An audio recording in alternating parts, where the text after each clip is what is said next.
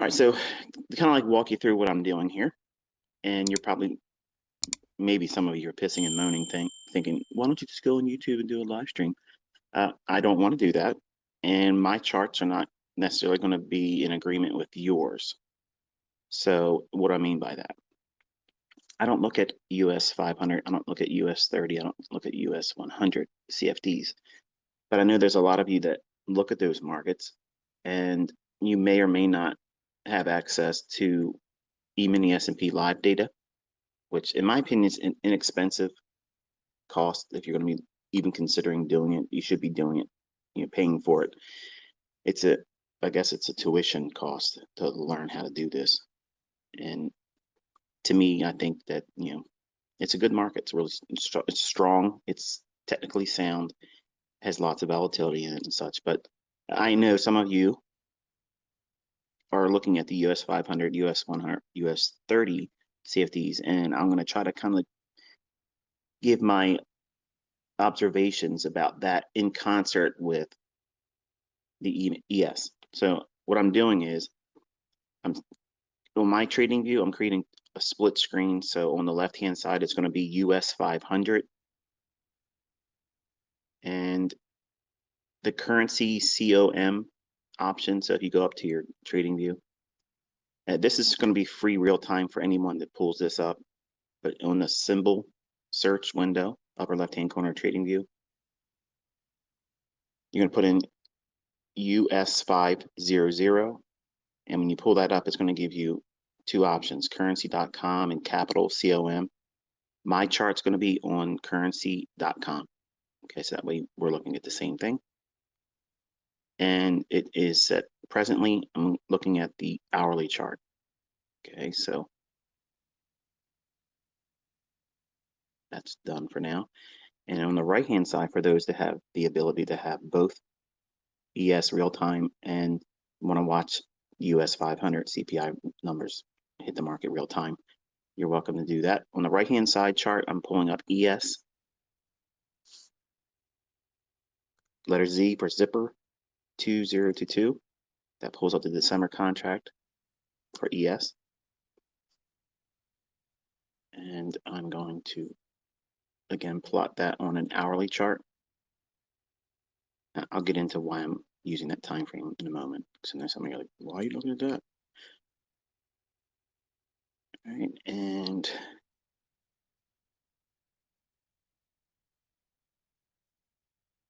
let's see here. Let's do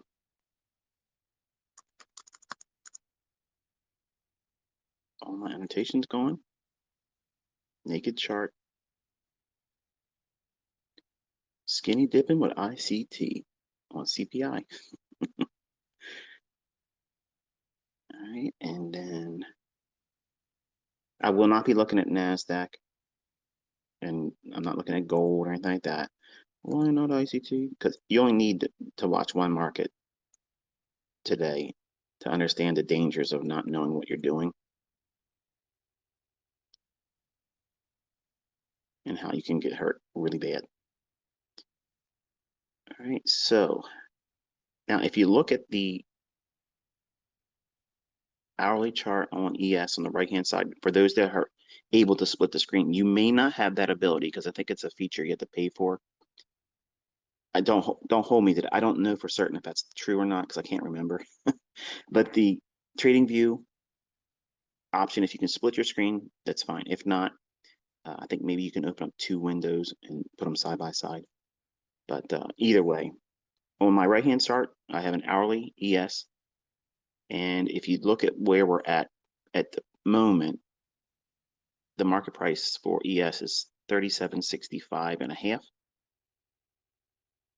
And on the left-hand side, my chart for US 500, that's basically tracking the equivalent through a CFD, which we can't trade in the US legally. We have to trade the futures market.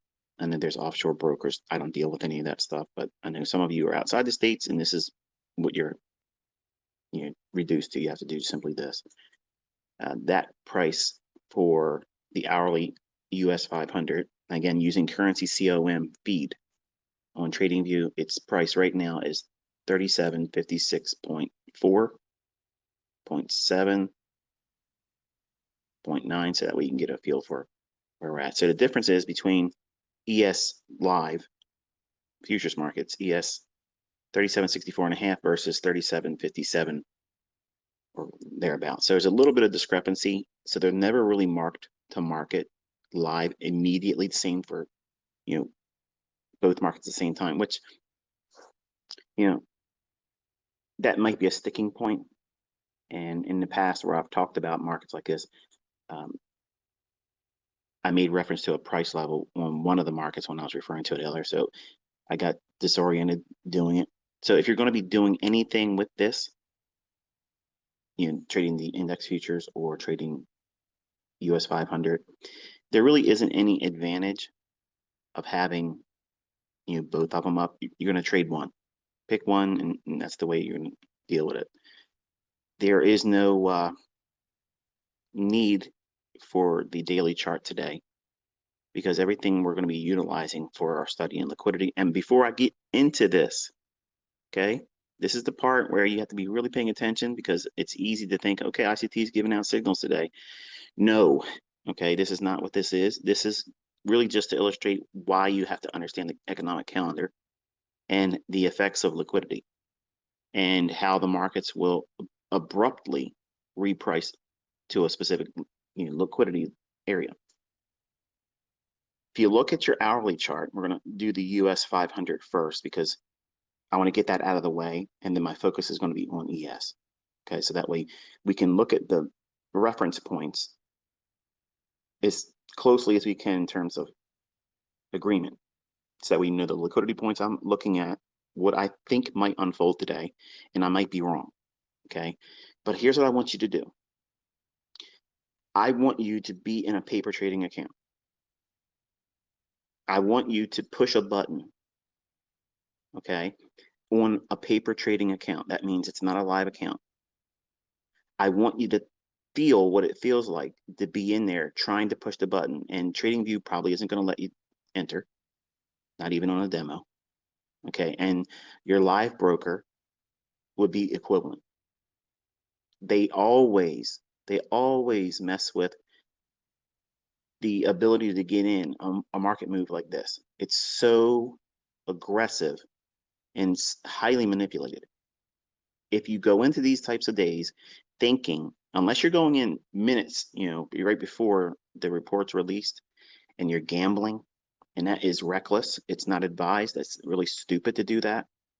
If you push a button in this market move this morning with a live account, I'm telling you, you're going to regret it.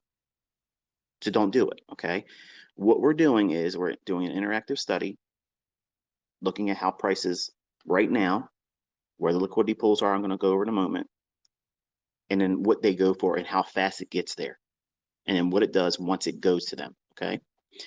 I do not have an interest in pushing a button in my live accounts. I have no interest in doing that. I will not be doing it. So if I'm not doing it, please listen to me. Do not use this as an invitation to go in and push a live account button and hurt yourself, okay? If what we outlined today pans out and it's precise or whatever, it's just an experience for you to log in your journal and you observed it live. That's experience that you want to be doing this every time there's a high impact or a medium impact news driver. You want to do what I'm going to do today, okay? And if you do it every single day, studying how the market does these types of things, that experience is going to build over time, and you'll start seeing things that my lessons and my videos won't fully put you into a style of trading that you can't really understand yet. And what I mean by that is you're not going to know what it is you're doing as a trader until you discover seeing it over and over again in the charts. And you're probably thinking, well, why don't we all see the same thing? You're all looking at different time frames, different markets, and your opinion and your personality is going to vary, across all different cultures and demographics. You're all going to be wanting to do something different. And that's the wonderful thing about the tools I've given you. You can carve out your own niche and be unique and still use my concepts and feel good that it's yours. It's your model. You built it yourself. That way you can feel confident about going forward and not leaning on me through codependence. You don't want to do that. You don't want to do it with any mentor. You don't want to have any chain to their product. You don't want to have any chain to their signal service. You don't want to have any kind of tethering at all for their advice or their opinion. You want to be an independent mind, going in, making your own decisions. And if they're good, you take all the glory for that. If it's bad, you eat that. That's the way it is, okay? If you don't have that mindset, or if you can't cultivate that, trading is not going to work out for you. So with all that risk disclaimer such out of the way, and I apologize if I bored the socks off of you, but I have to make sure that the folks that are coming in here aren't going to think that, hey, this is casino time. Let's get in there and risk it all. No, please don't do that, okay? All right, so now, US 500 on the hourly chart. If you have as much as, let's see, what's the date on that? If you go back and look at the 28th of October, okay, you'll see about the 1600. Now my time is UTC -5. Okay, so that way you know what I'm looking at time-wise. And the candle I'm looking at for US 500 on the hourly chart at the 1600 hour on Friday, October 28th, 2022. That high, and then just to the right of it, a few candles over on November 1st at, what is that, 8 o'clock in the morning. That high is slightly higher than that one prior to it. Okay, so we have relative equal highs there. We broke down, took out the low on the 10 o'clock hour on October 31st. Now, if you're complaining about this and saying, I wish you would just show a chart, this is how you're going to do it. If you can't navigate based on what I'm talking about, well, it's a time, the time frame, you're not going to do well trading anyway. So this helps you feel confident that you're doing it with your own charts, your own scheme of colors, your layout, everything. But it should be a naked chart.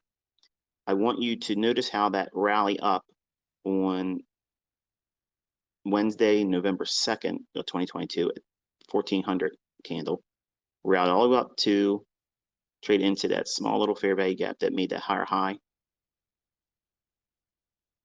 on November 1st. We created an optimal trade entry and then broke down aggressively, took out the low formed on October 22nd, that Thursday at 1600 hours. We traded down on November 3rd, made that low, and then we failed to go any lower than that. So we tried 1, 2, 3 times to make a lower low, and there's lots of sell side liquidity resting right below that November 3rd low. So I want you to take a horizontal line and drop that on that low. So that way we know going forward, what am I expecting this morning? I'm of the opinion that we're going below that low. Now, I'm not pushing a button. I'm not risking money. I'm not taking a trade. I'm sharing my opinion as to why in a moment, but that's where I usually put that little eyeball icon that TradingView offers. I'm placing it right now, right underneath my chart, those lows. Okay, so I believe that we're likely to see it trade down there. In the same hourly chart, from that low that was formed on November 3rd, we traded up to the high formed on November 8th of 2022, the 10 o'clock in the morning hour, made that high there, and then we had a shift in market structure that took out the low on November 8th of 2022 at 3 o'clock in the morning. That low was taken out on the candle of November 8th at 1400 hour. Then we traded back up into that CPI I talked about yesterday, and we broke down. Now we have a small little bear flag. Okay, this is what retail is seeing right now. There's a bear flag where the market has dropped and went below the lows I talked about yesterday, and the low specifically is November 7th at 3 o'clock in the morning, that low. We swept below that and we've consolidated. Now, If you look at the 37.80, and again, we're looking at the US 500 hourly chart. If you look at the low on the candle of 1100 on November 9th, Wednesday's trading, okay? That low and the high of the candle at 1400, you'll see that there's a fair value gap right there. I want you to note that. Okay, so there's going to be a small little fair value gap that's approximately, and I'll share my chart after we've done this. This is kind of like a test for you. Your chart should look real close to mine. Do not share them. Don't post them. Don't try to be the first one. Just let me say this right now. It's irritating to me when people in the comment section or they reply first. Yeah, that's annoying to me. Don't try to be the first to share your charts. Okay, right now it's interactive. We haven't even completely covered everything yet, but when we're done and I close the session, share your chart, because I'm going to share mine at noon. That way you can compare and contrast what you've done listening to me and observing price. That way, if you're wrong, you'll learn from it. If you're right, it just feels good doing it. It feels good to do it. So we have that small little fair value gap, and look at that low on the 9th of November at 10 o'clock in the morning. Okay, see that low? That's essentially just about midpoint of that fair value gap. So it might want to revisit that if it spikes up there. I'm thinking, this is what I'm expecting. I'm expecting price to jump up into that fair value gap, touch the very minimum of 3775.3. That should be your candle high on November 9th at 1400. And as much as, but it could color outside the lines here. This is why I don't like to trade this before it happens. But the low of 37.86 on the candle at noon, November 9th. Okay, so that's your fair value gap. I'm thinking that we could run up into that.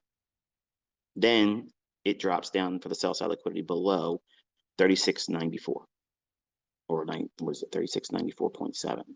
Okay, so that's what I'm expecting. That's what I'm anticipating. I think that is a probable profile for today for the CPI number.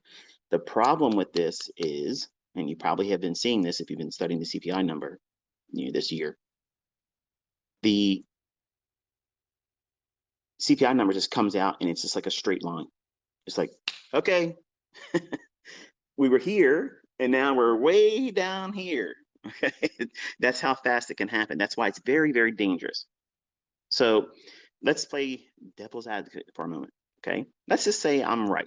And I'm not suggesting I'm going to be, because I don't believe that anybody should be taking this advice. We're studying this, okay?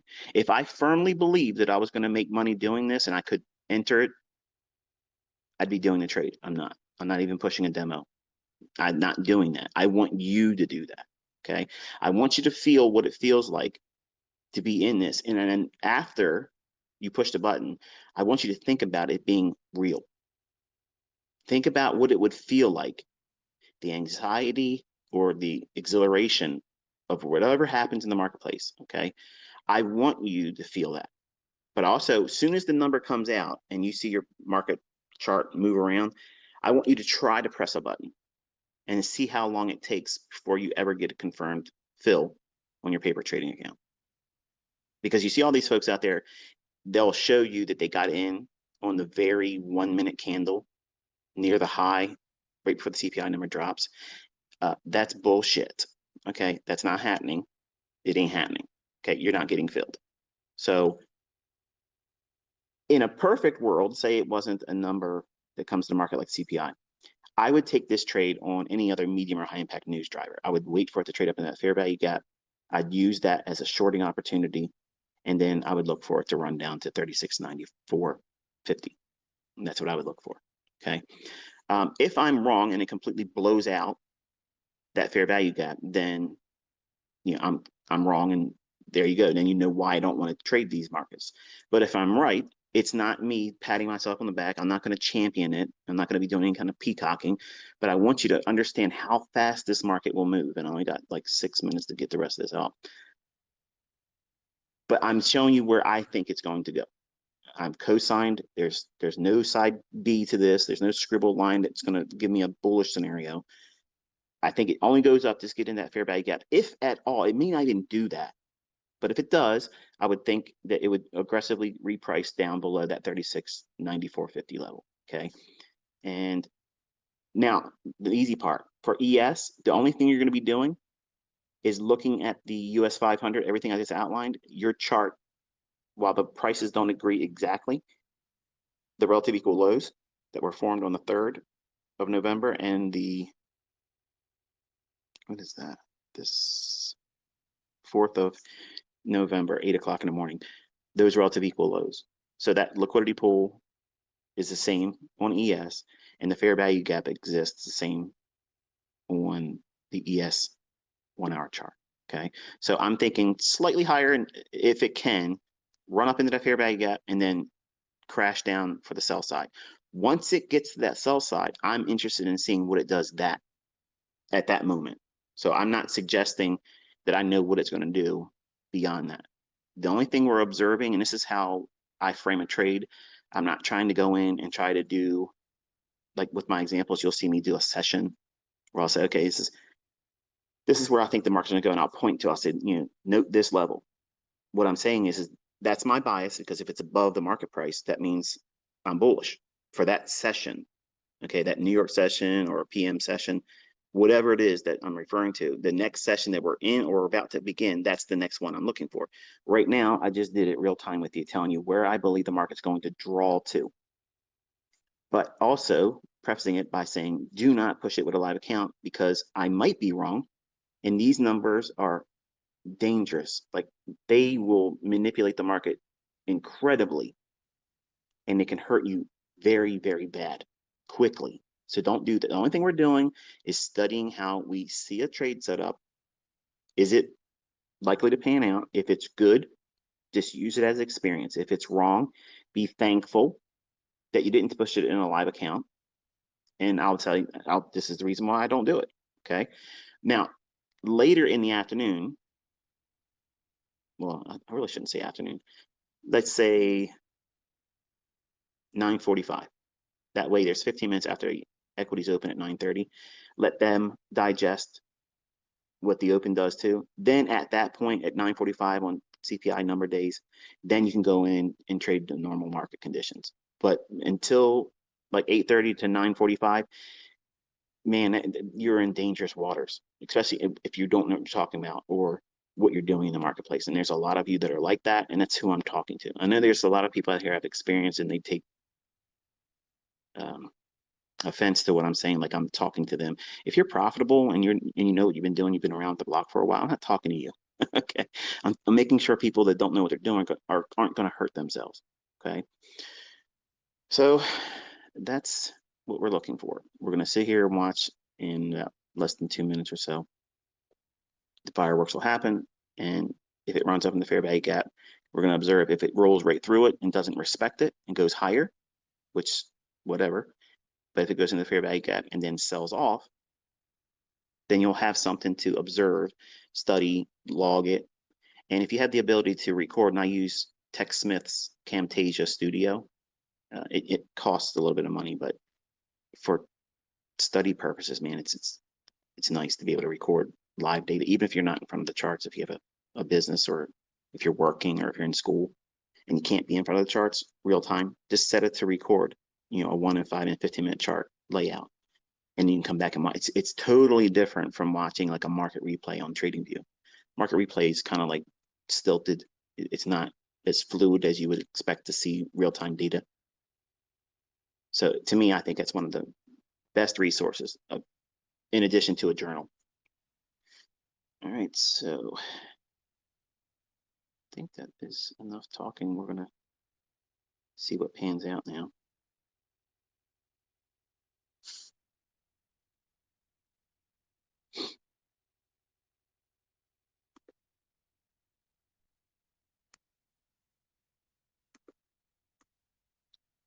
All the clicking is me just adding the things I added in commentary to my ES chart, because the only thing I marked up really was on the US 500 chart.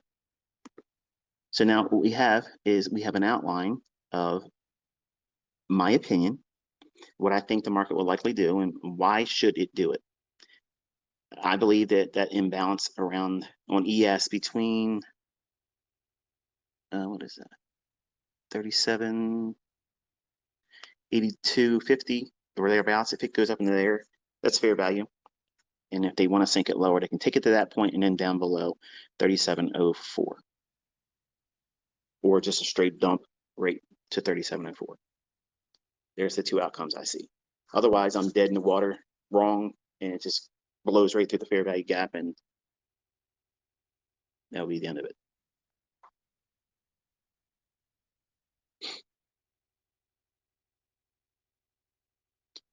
All right, less than 15 seconds.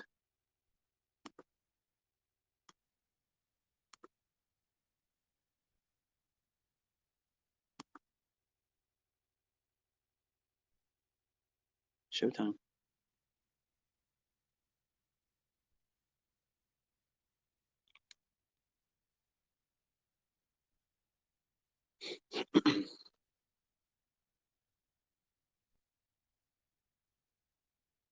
And that is why you don't want to do it. ES has ripped all the way up to 38.60 right now, and the US 500 chart's not doing anything for me over here.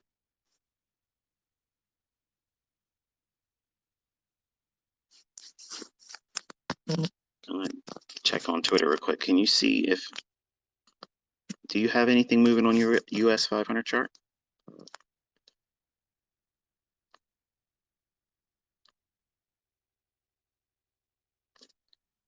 There it is. It just finally updated, and it's just one big jump up there. So US 500 just ripped all the way up into 38.40 or above. There you go.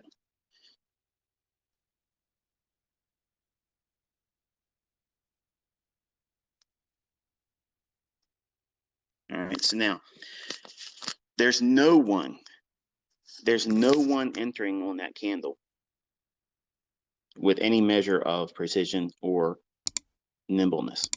Okay, there's no, anytime you see anybody sharing a chart, like always after the fact, here's my entry, and here it is, here's what I got in it, that's fake. Okay, because you can't even do it with the demo. Like, it's not going to fill you. So it's nonsensical for these folks to come out here on a day like these market reports. It's no way, absolutely not going to happen. Now, if you look at the lows right on the hourly, now I'm specifically looking at ES because I'm not concerned about US 500 now. I'm not sure why there was such a big delay there, but it has very close movement to the ES. I'll maximize this so I'm not looking at the other one. All right, so now we have relative equal lows on this morning. Buy sides resting right at, on your hourly chart, I have not changed my time frame. The high of 38.67, there's buy side resting just above that. Now, if we can run above that, that would be a candidate to see if they want to take that and then reject it and then come back for the sell side resting below 37.50.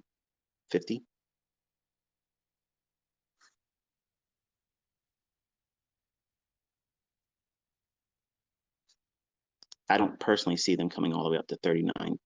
Is that what that is? No, 39.28. If you look at the high on the 1st of November, I'm not interested in seeing that. But I would like to see it go above the high at November 8th at 11 o'clock in the morning. They can bump that, and then if it rejects, then it can come back and clean up the sell side below 37.50. And if they can accelerate below that, then back into that 37.05, 37.04 area. That's a scenario that I'd like to see pan out after, like the 9:45 a.m. I was referring to earlier. Let the equities market open up. This here is this absolute gambling. And it looks incredible. Like it feels like, man, if I could have just been in that 100 handle move that happened like that. If you're wrong, folks, I'm telling you, if you're wrong, it ends you. So it's not a matter of, oh, well, you should know better. No, I know that this is going to hurt you. It could hurt me. Like I gave you my honest opinion about what I felt is a likely scenario this morning. Why don't you trade at ICT? Because this is what can happen. If I pushed it with a live account, this would have crushed it. Like it would have been bad. So again, this gets back to what I was referring to, I think it was last week or the weekend. I'm not sure when I was doing the last stream or space where I was saying social media equity curves, being popular based on, showing stuff with like a MyFX book or whatever, that puts you in a position where you have to constantly perform. Like you have to do it. And I'm not trying to teach that in any of my students. And I don't do that. I want to be in a market where it's really easy to see what it's likely to do. Where's it likely to go? Why should it go there? And if I don't have that one-sidedness, now I don't have the one-sidedness today because CPI numbers, rocket fuel. Whatever they're going to do with the marketplace, they're going to do it, regardless of what my opinion is, what your opinion is, whatever. It's just going to just take off. And you can see it's moved a lot in just a short span of time. If you drop down now, go into a 15-minute time frame, you can follow along on your US500 chart too. You want to have a horizontal line on the high. Give me a second. I'm drawing mine as I'm going. We just ran through that high of 38.67. So now you want to watch what it does here. Because everyone that was short, their stop would be all above those relative equal highs on your 15-minute time frame ES chart for those that are following along. Make sure it looks like that one.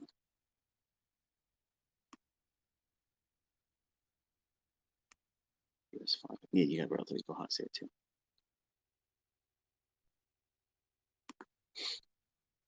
Now,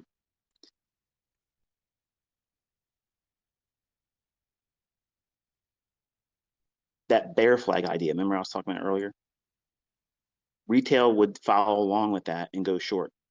What I look for is it has to go up into at least a short-term premium, which is why the fair value gap was even mentioned in the first place, because it has to come up out of that to be even considered. Before we even began seeing the CPI number come out, I outlined why you shouldn't be pushing it with a live account. Don't even try to make it with real money because it's going to hurt you. You wouldn't be able to get filled.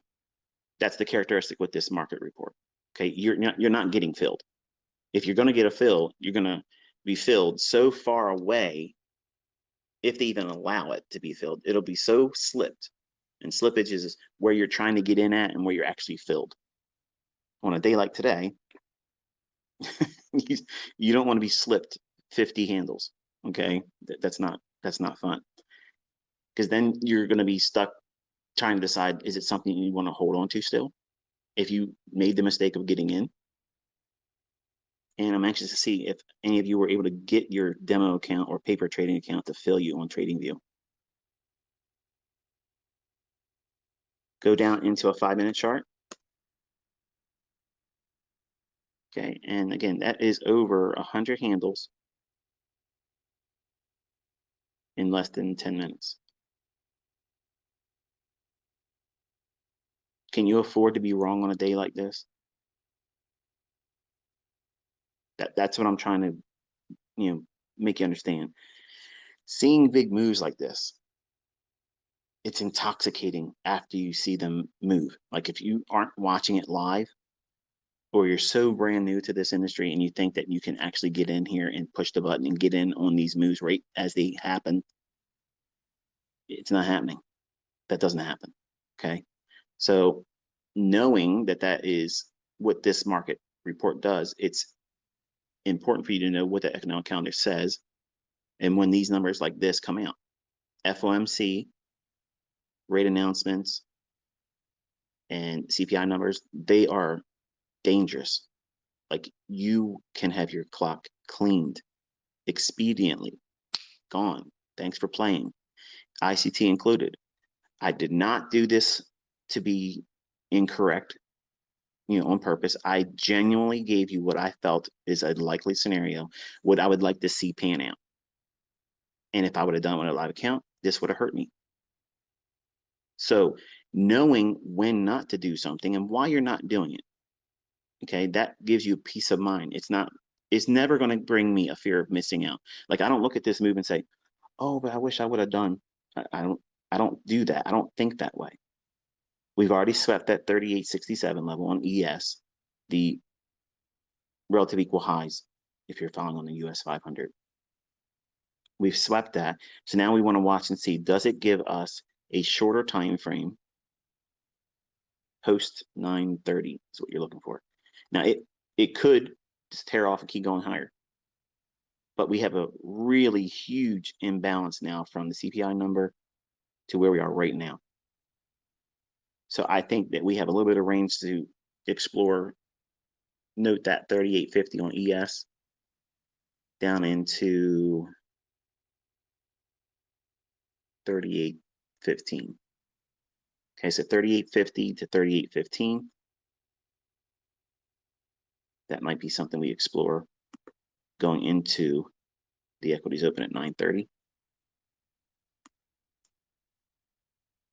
I'm just highlighting that range because I set it here and I'm gonna make sure it shows up in my chart later on.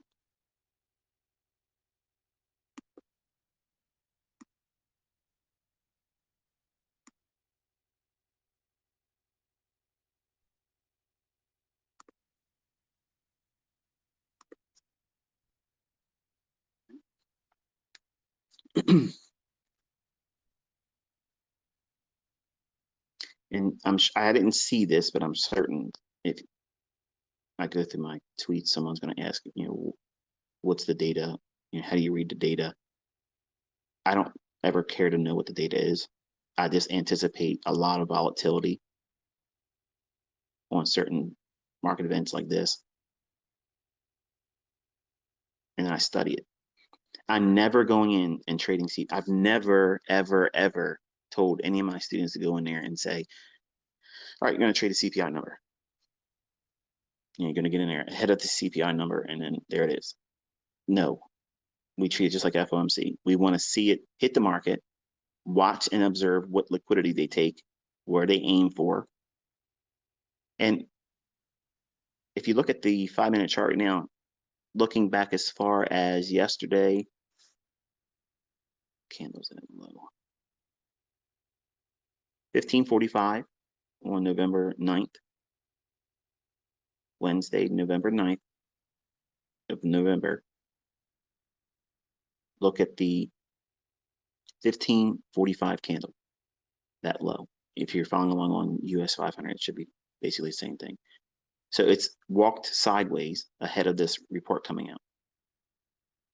I outlined how retail would see that as a bear flag. And I wanted to see it go up into some short-term premium. It did so. Now, if I was wrong, then it would go up and obviously run out that previous high. We've done so. Now it's just hanging around. We have some time. It's only 8:42. So we're really an hour away before any trade would be taken by me. I'm not against taking trades on CPI number days. I just don't want you thinking that it's advised or smart to be taking a trade ahead of CPI number. I don't care how long you've been doing it or what you think your tools are doing. I got it wrong right in front of you. And that was a genuine opinion about what I felt was likely to happen. And that's what these reports will do. They will crush you. And you need to do this a dozen times in a year to realize, hey, this is probably not something smart or safe for me to do. Let me wait and see what the market does after that explosion of volatility comes in the marketplace. Because there's trades that will be taken later on in the day. That's fine. But I don't want you feeling like you have to know what this is going to do, because I don't know what it's going to do. CPI number is a highly manipulated data release. Just like FOMC, you don't know what the Fed's going to do. You don't know what they're going to do in repricing the currencies because they can come out dovish or hawkish, and that might mean something to somebody else in the analysis. But the market reprices and starts going the opposite direction. You've been in that situation before. It's supposed to be good for the currency or good for the market, but it goes the other way aggressively. And then they'll say, well, it was the market discounted that. It was already priced in. Why didn't you say that before the news came out? Because it's all bullshit. We have to wait for this explosion to happen. And then once the dust settles, then we can go in and pick our shots and see what happens after. Like right now, everybody that went in this today or was short just got taken out. Imagine you were short yesterday, holding on, thinking that bear flag that I outlined was going to continue going lower, breaking lower and keep going lower. Oh, they just got removed from the game quickly. Now, what I like to see is I like to see things like that and then look to see if that narrative can be utilized later in the day. They use, in my opinion, the CPI number as a vehicle to justify in the public's eye why the market went up to this level where we're at now, above 38.67. There was liquidity there. So that liquidity now has been engaged. Do we go higher and start working towards a higher close on the day, or do we work back lower into that range that was just created with that big 2 or 3 up candles on the 5-minute chart, and then work towards that sell side below 37.50? That's what I'm looking for. I don't have a setup right now, but now because we were so quick to get up there and take out yesterday's buy side liquidity, they did it on this high impact news driver. They did it where people are going to see that going into the 9:30 in the morning equities open. So it's going to create what? If you sat down in your charts, you woke up now, you look at this. This looks extremely bullish, does it not? I mean, if you just looked at this 5-minute chart and you don't have anything else considered at all, this communicates a fevered pitch for markets to want to go higher. That's a basic perception that anybody would come away with looking at that. The contrarian in me is thinking, okay, they use this to go up to that buy side. Can I use that and turn it on its head and then look for something that would justify why we can go back down into that range, what I outlined, which if you look at the low of the candle, and this is on ES, so if you're looking at a 5-minute chart, you're going to go back, not counting the candle we're in right now, you're going to go back 2 candles. So that low on ES is at 38.53.5. I have that noted down to 38.15. So I'm looking for something in that range post 9:30 opening. Now, the worst case scenario would be is it just keeps on going higher and I have no setup. Okay, that's the worst because I'm not trying to get in anything. It can trade down into that range and then resume going higher, and then I'm wrong there. But I would be wrong, and if I can take a trade. So it's a different kind of being wrong. Wrong like this, I'm fine with, because I'm illustrating why I don't trade these market reports and why it's dangerous for you to try to do it, because you don't know. No one knows what they're going to do, okay? And because there's manual intervention, you're opening yourself up to unlimited damage. Like it's unlimited how far and fast they can take these markets and reprice them. Look at how much it's moved already. So I'm thinking that range is too exposed. It's all one-sided. It happened too fast. And go down into a 1-minute chart on ES. Now, if you highlighted a range that I mentioned moments ago, that range being at the low of 38.53.5 ES, 38.53.5, down to 38.15. Now on a 1-minute chart, you should see a fair value gap right at 1 minute chart. You should see a fair value gap right at, on a 1 minute chart on ES, at 38.50 even, and the low on 38.53 and a half. So there's a smaller fair value gap with a down close candle at the 8:32 minute marker on ES. So if we drop down into that, say it drops down to that, and then it takes out the high again, whatever high would form prior to it dropping down there, that to me, I'd have to concede and say, okay, this is probably going to go into a firmer close for today. But I'd like to see, here's what is important. That fair value gap that I just outlined, if we can get below that, and then it can act as a resistance and a failure to, in other words, engage price and send it higher. If there is no accumulation that takes place at that down close candle on the 1 minute chart with that fair value gap, and it goes below it and comes back up and starts acting as resistance, I'll take every fair value gap that forms after that with the anticipation that we're likely to trade down into that 38.15 level. But as a time filter applied to it, because I want to see the equities open, and we still have, well, 40 minutes before 9:30. And a safe time for you as a developing student would be waiting till 9:45. You're going to probably miss trades. That's okay.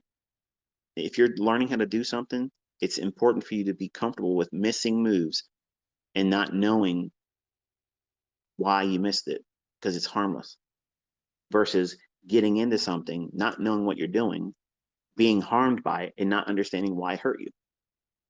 It'll become toxic to you. Trading will feel toxic. You'll develop fear and anxiety, which is the hardest thing to get over.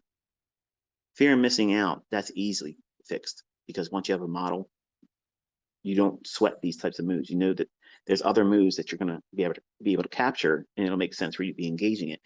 But fear and anxiety of losing money, that's a really hard one to fix, because it's easy to talk yourself into thinking, wow,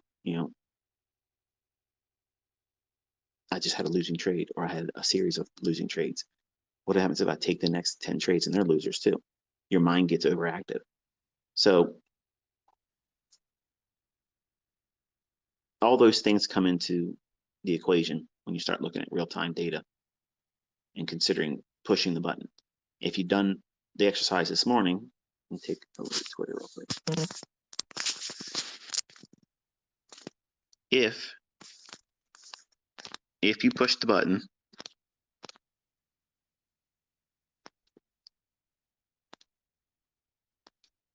I have so many people tweeting to me. Not tweeting to me, texting me. Please don't do that, because it's a distraction.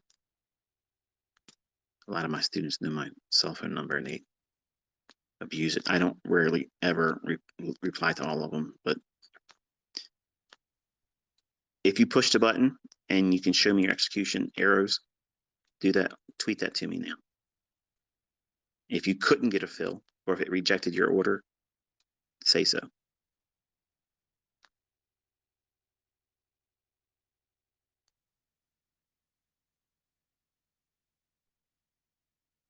There you go.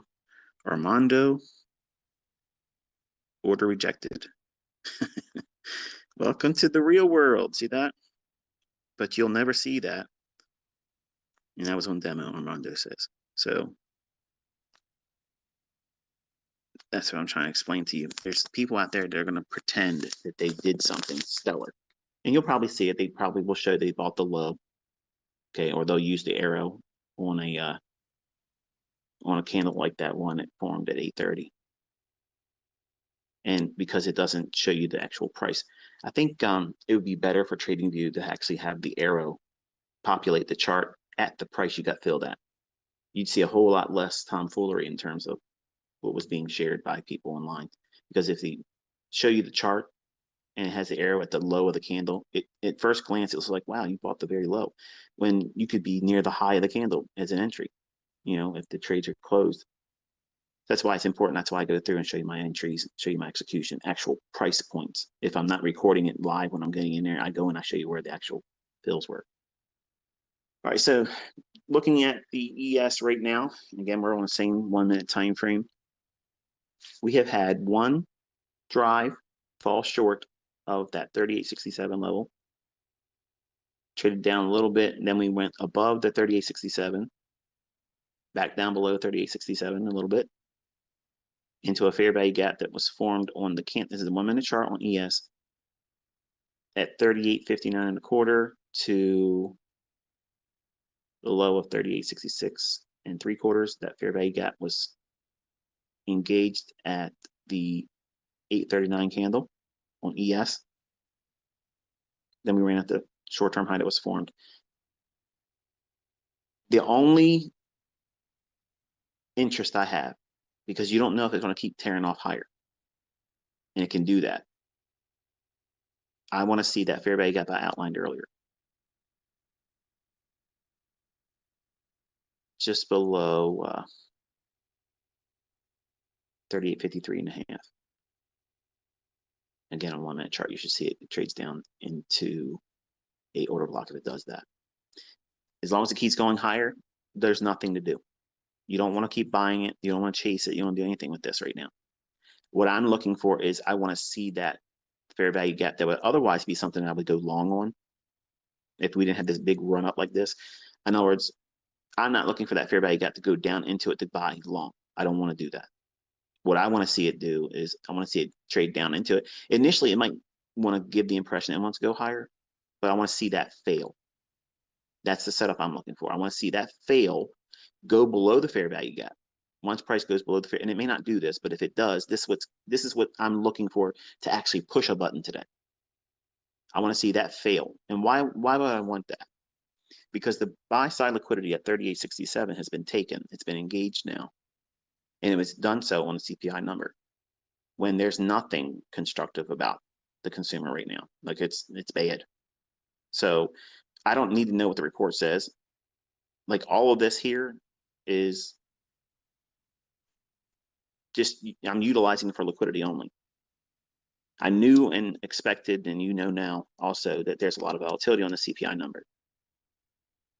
We observed how it went above buy side from yesterday. And now, is it running higher still? No, it's just hanging around. There is no setup for a long in here that I would take. I would not want to take a long at that fair value gap that I outlined, framed on the only down close candle that you see right at 832. That down close candle on a 1 minute chart on ES.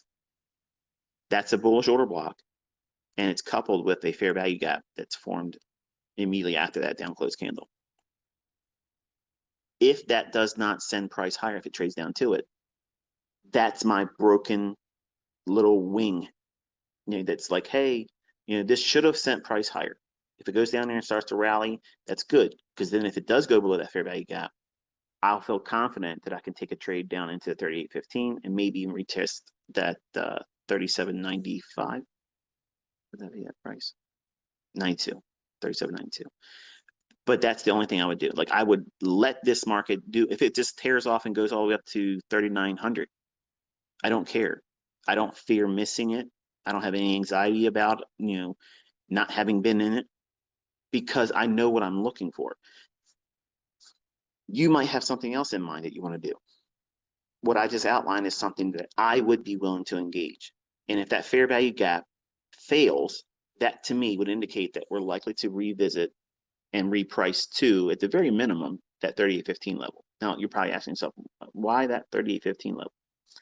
38.15, let's go back up to the hourly chart.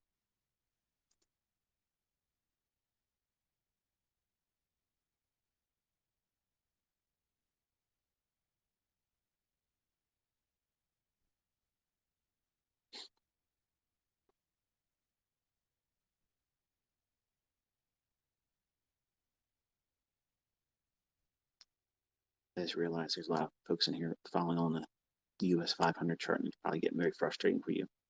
I apologize. All right, so 38.15, if you look at all the the wicks on, and we're on an hourly chart for ES. The candle at 9 o'clock on Wednesday, at 10 o'clock, and at 11 o'clock. There was multiple times it traded up into that area and moved away. Because it has done that, what was actually occurring on those 3 hours, the market has traded up and then back down, traded up, then back down, traded back up, and then back down. That creates a balanced price range. So it can trade down into that area. Now I use 38.15 because it's about near the low end. Because of a big report day like this, there's a lot of animation in price. It can color outside the lines basically and do a little bit more than you would reasonably expect.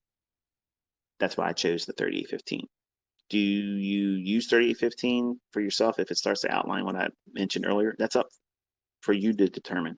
You can use 38.20. That's a nice number as well. For it to want to trade back down in, if it's going to do any of that at all. But that all stems on the willingness or likelihood that that fair value gap that I outlined earlier is even ever engaged, because this could just keep grinding higher and that trade never forms. Do I regret not buying it if it does that? No, because buying it right now after it's done what it's done here makes absolutely no sense to me. I'm buying at an extremely huge premium with a correction that would take us into even a small move to like 38.40 or 38.36.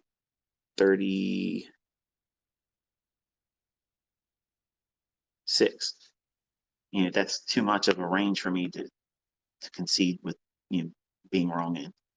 I need to know what I'm looking for. I need to know what shots I'm trying to go after. And right now we got relatively speaking, we have the 3 drives high pattern, 3 drives higher pattern. I just don't like how smooth the one we're in there right now is. I'd really like to see the candle we just closed actually come lower. Might want to pop it up one more time. If you look at your 1 minute chart, ES, we just dropped down into that fair value gap that was formed on the 856 candle to the 858 candle. So there's 3 candles, that fair value gap, we dropped down into it. I'd like to see that one fail to send price higher. I'd like to see that and see if we can get below the low formed at the 850 minute marker. That would be interesting to see that happen. Then we can start to see if it wants to gravitate towards that fair value gap I mentioned earlier around that 38.50 level. But there's no buttons being pushed right now. This is tape reading. This is tape reading as I teach it. You see other people say, oh, this isn't tape reading. You need a DOM, depth of market. No, you don't. You don't need that. You need to know what you're looking for. And then once you understand what it is you're looking for, you wait. And if it doesn't form, what does that mean? Nothing. You didn't push a button. You didn't risk anything. And yes, you placed time in front of a chart. And that was an investment. It's experience. Most of your time is going to be doing nothing between trades. That's the part that wears people down. And that's the time when you discover what it is you're trying to do as a trader. Because if you don't have a model, if you don't have a method or an approach to want to push a button, if you're just in here trying to impulsively react to, oh, it looks like it's going to keep moving up or it's going to keep moving down, that's gambling. And then you shouldn't be surprised when you're wrecking yourself.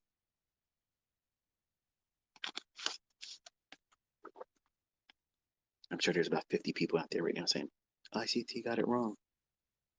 But they didn't buy it. That's the difference, okay? There's a difference here.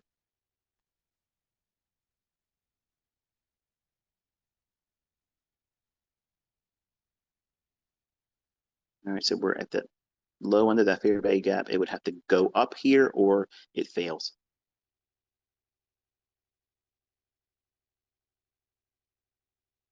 I like to see it trade back down below that 38.67.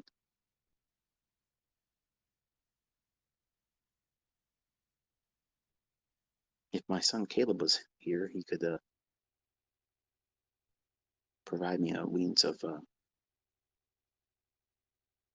a sounding board. I can bounce some things off of him, ask him, what do you see here? What would you anticipate here?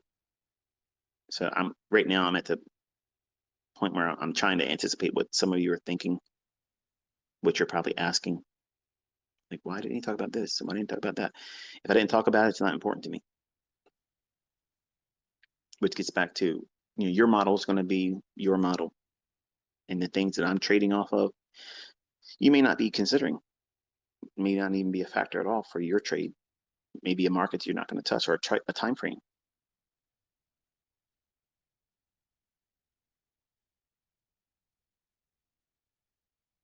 Okay, so now notice how we have moved up into the range between 38.60 to 38.80 after taking out the high from yesterday at 38.67. Has there been a lot of animation to the upside after taking it? We had one shallow run above it. We dropped down below it, made a higher high again, consolidated, made a higher high, and now we're about to trade below 38.67, looks like. There's relative equal lows sitting right around, you look at your 1 minute chart, the 850 to 853, small little pool of liquidity in there.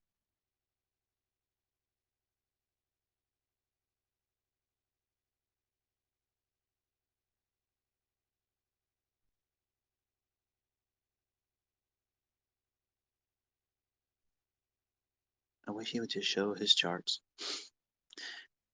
You can't trade off my charts. You got to trade off your charts. All right, so we're trading back into that fair value gap. The gap is formed from the high on candle 856. I'm talking about time, to the low on candle 858. So we went below it. Now we're trading back up into it. We're seeing, does it have reason to repel price and keep it from going any higher?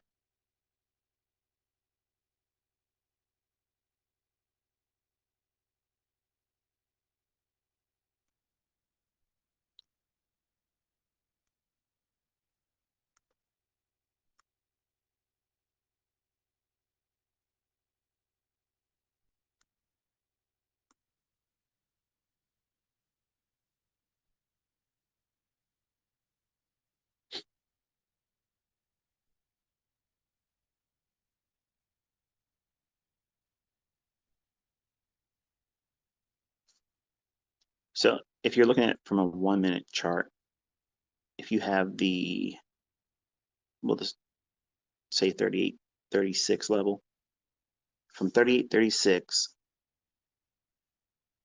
drop a horizontal line there and drop one at the high of 3770.75.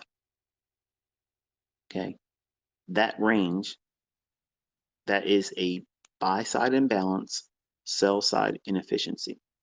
That means that the imbalance is to the buy side. It's all delivery on the upside. It is not buying pressure, okay, because you saw how fast that candle traded. All those prices between those two levels, as I told you, did not get traded.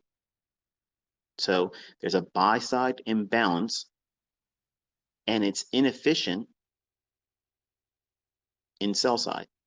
No one had an opportunity to sell as counterparty to anybody that would see this candle. It looks like, oh, all these prices in here were traded.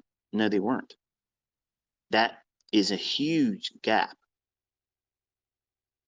And I know most of you don't have the way of seeing it, but if I pull up a 5-second chart,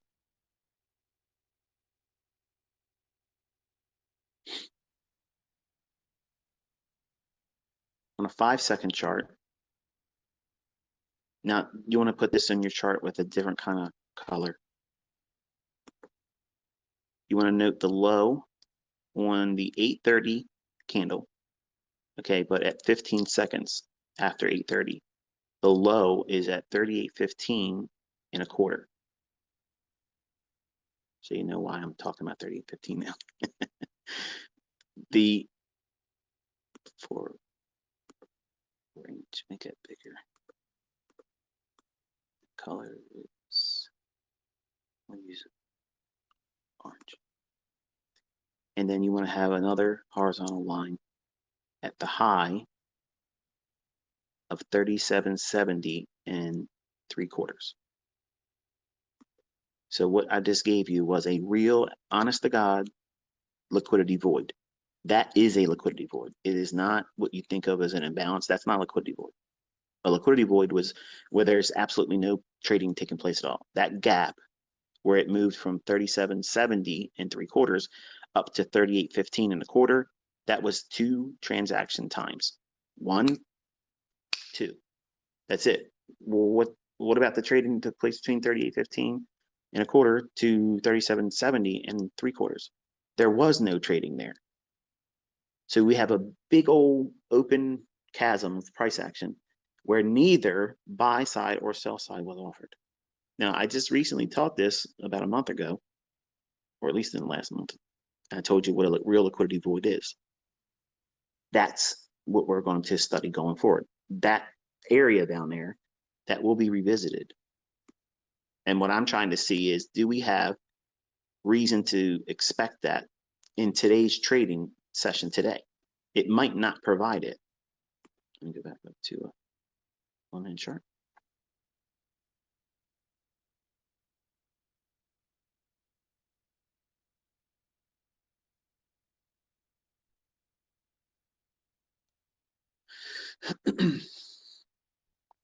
So it's a matter of looking for something to justify why the market should move,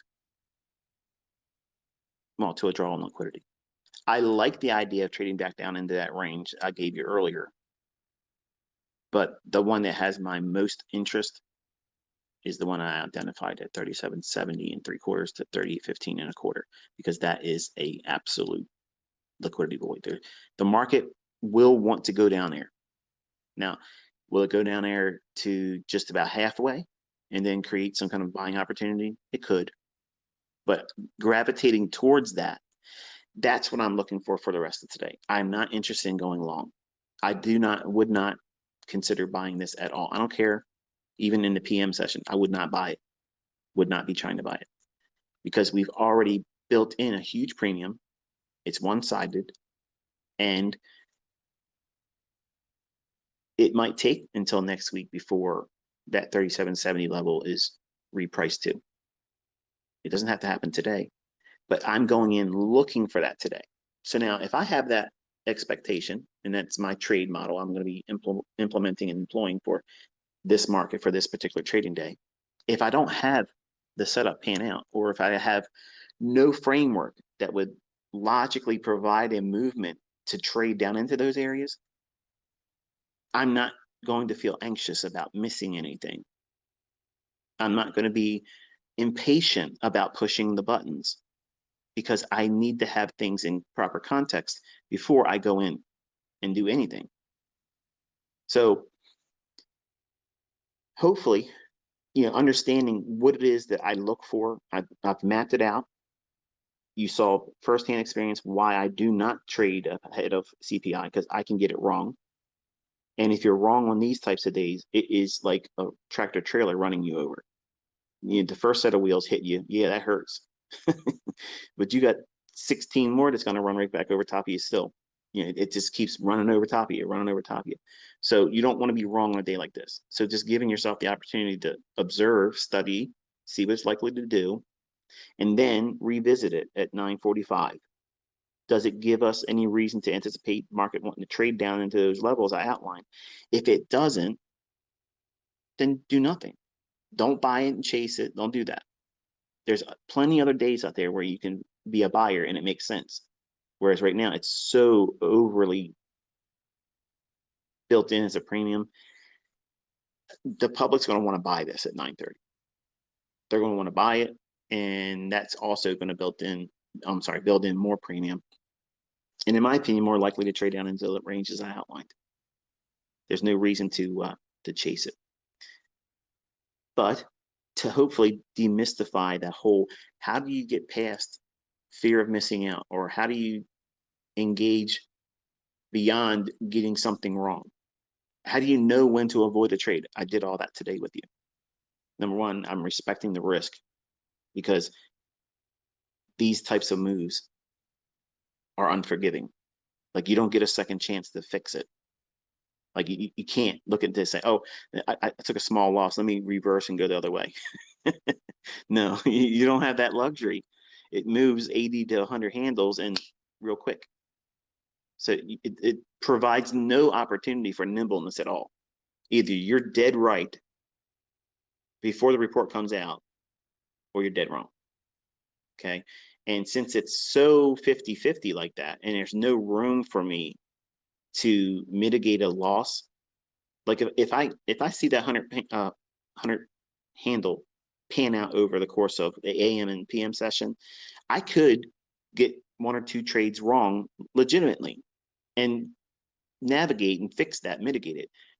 In a move like that in the morning on a CPI number or FOMC in the afternoon when they usually come out 2 o'clock, 2:30, doing those types of trades, like you have to be absolutely perfect. You have to know exactly how far it would move against you to know that it's something you can weather by entering before the report comes out, which is stupid. Like that's the epitome of gambling. And I don't teach that. I don't do that. I don't teach it. But by having the understanding of what it is that I'm looking for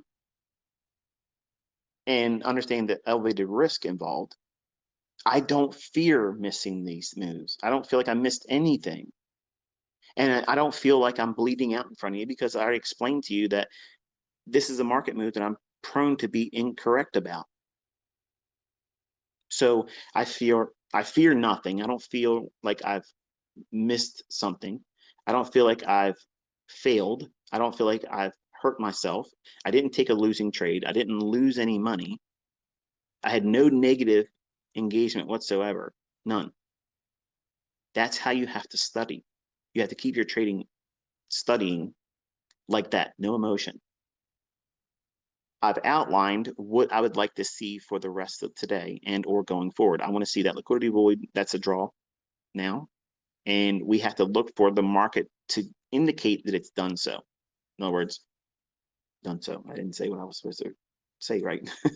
It's got to have a shift in market structure where it looks like, okay, we've done enough pressing higher. So wait for a shift in market structure, but time first. What element is that? It's going to be the 9:30 opening. They're holding this into a premium.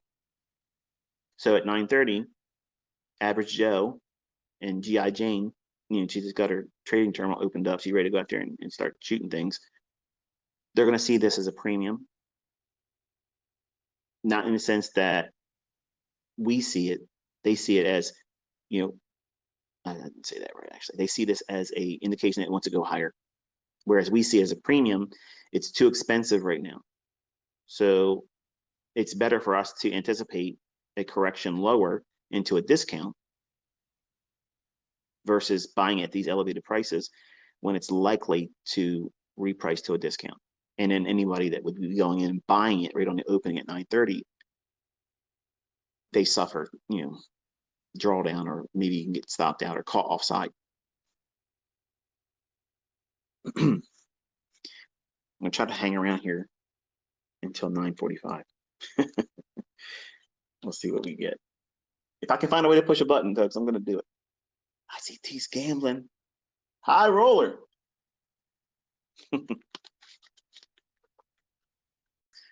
But I took you through the process of knowing why don't trade on these days, study them, and hopefully it's convinced you that it's a day that you really can't trade it. I mean, let's be honest, you can't. This is not a trading day. You can observe it, and it's really good study, and it gives you a lot of feedback in terms of what you think the market's likely to do and where it's going to go. And I'm only interested in seeing it, you know, trade into these areas that I mentioned thus far. So I'm going to take that first fair value gap off my chart, and I'm going to take the fair value gap, not the fair value gap, the range I gave you from 38.53.5 to 38.15. I'm going to take that off. So the only levels I have now is yesterday's buy side liquidity pull high at 38.67 even, and I have now 38.15 and a quarter, and 3770.75. Okay, those three levels, that's the only levels I have on my chart. There's nothing else on it at all. And I'm watching to see what we get in regards to the opening at 9:30. This thing could just keep grinding like a little higher each time, then sideways, small little correction, grind slowly higher. That's the worst case scenario. And when I was a younger man, I got hurt a lot trying to do that with bonds. I had less than 6 months experience, and I always saw like bearish divergences on the stochastic, and I was using an hourly chart to do it. And every time I saw a bearish divergence, I was trying to sell short because I was thinking, okay, it went up to give me a bearish divergence. That's what I was viewing it as, not realizing that the profile could potentially just keep grinding higher, and buying it didn't make any sense, and trying to short it made better sense, but I ended up getting smashed because I would do 15, 20 different trades going short, and each one being worse than the previous one.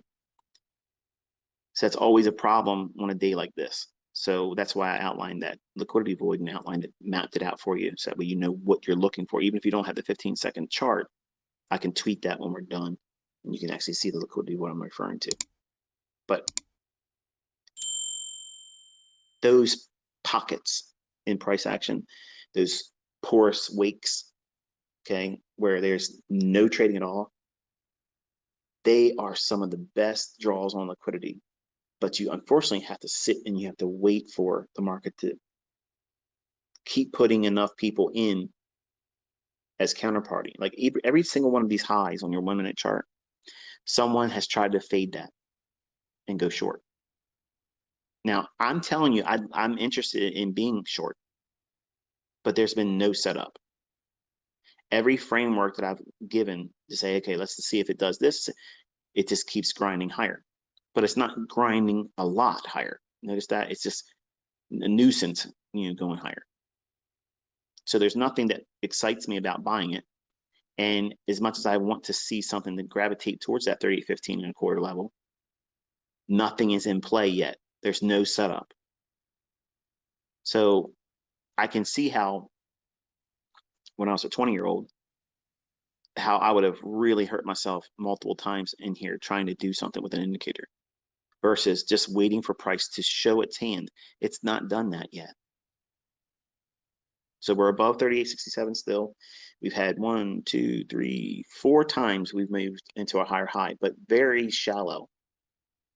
And it hasn't even been 20 handles above yesterday's 38.67 buy side liquidity pool. Not to say it can't go higher, I'm just saying it hasn't done so yet.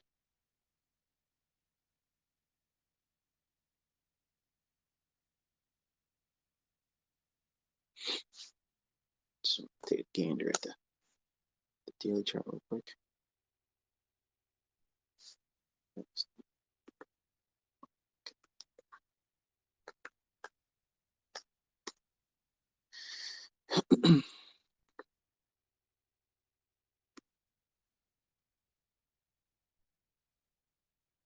All right, so let's take a look at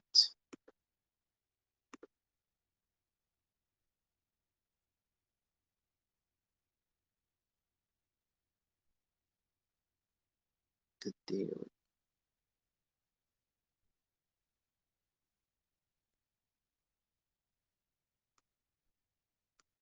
See my levels drawn here now. Tell you what I'm doing here. Hold on a second. All right, so if you go up to your daily chart on ES, if you're following on US500,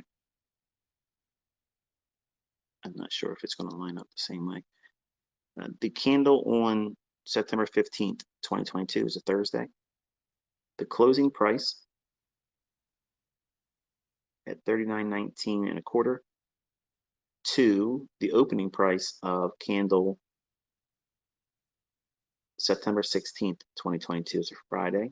That opening price at 39.04. So again, the closing price on candle September 15th, 2022, that is 39.19. and the opening price at 39.04 on candle September 16th. That is a fair value gap. And while I don't subscribe to the idea of it going above 39.28 high on November 1st, they could still push this into that retest of the fair value gap that I just outlined. So you want to have that on your chart too. So that might be just a little bit more of a flex going into the open, and then maybe you can see some kind of an attempt to get down into yesterday's highs, 38.48 3/4.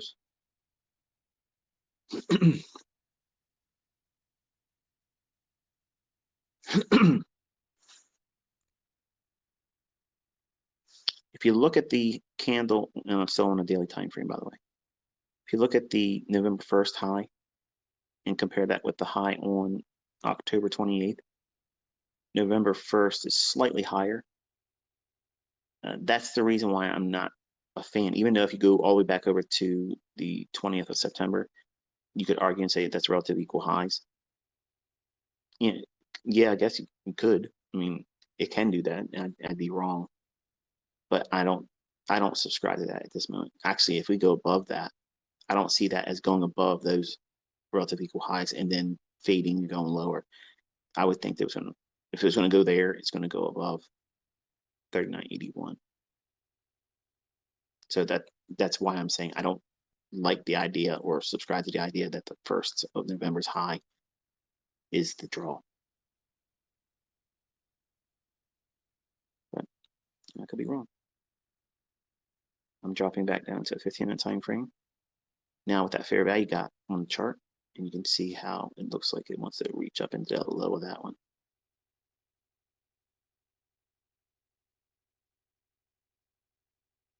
Just above 3,900, so like 39.02.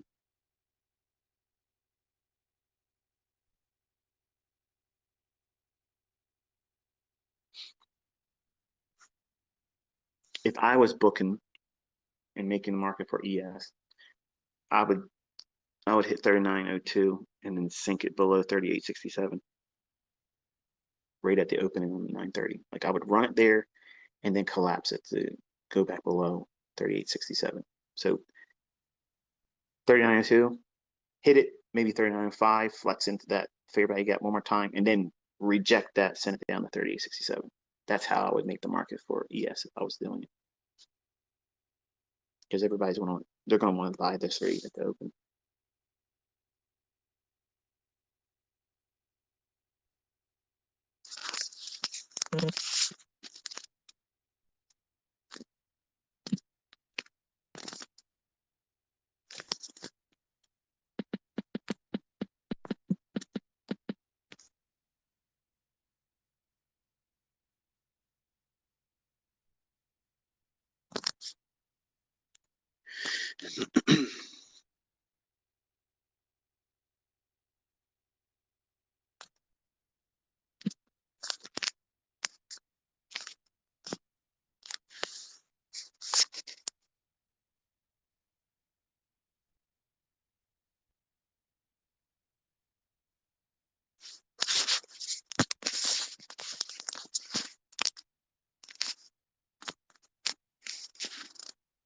Can you guys hear me still?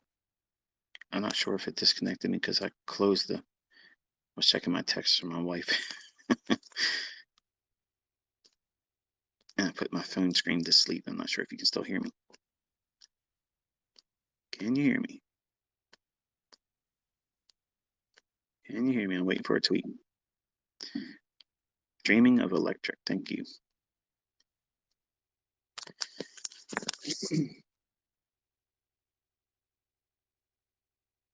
You may hear the painters upstairs stomping around. I apologize if that's the case. I promise you I'm not conducting line dancing instructions.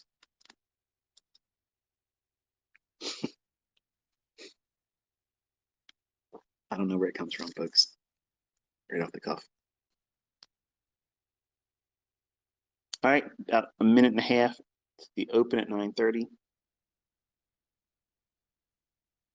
I promise in 2023 we'll have days where you'll see me calling the markets and moving. Right now, today is an opportunity for you to see why we do not do CPI number and treat this the same way. I don't need to do this again for FOMC. I've already done that in the past too, but these two types of reports, hands off. Wait until they hit the market, wait for the market to open up, and then let that opening range happen, that first 15 to 30 minutes, let that happen. Then you can trust your technicals. Right now, it's all about making it attractive. They're putting lipstick on a pig. Nothing against pigs.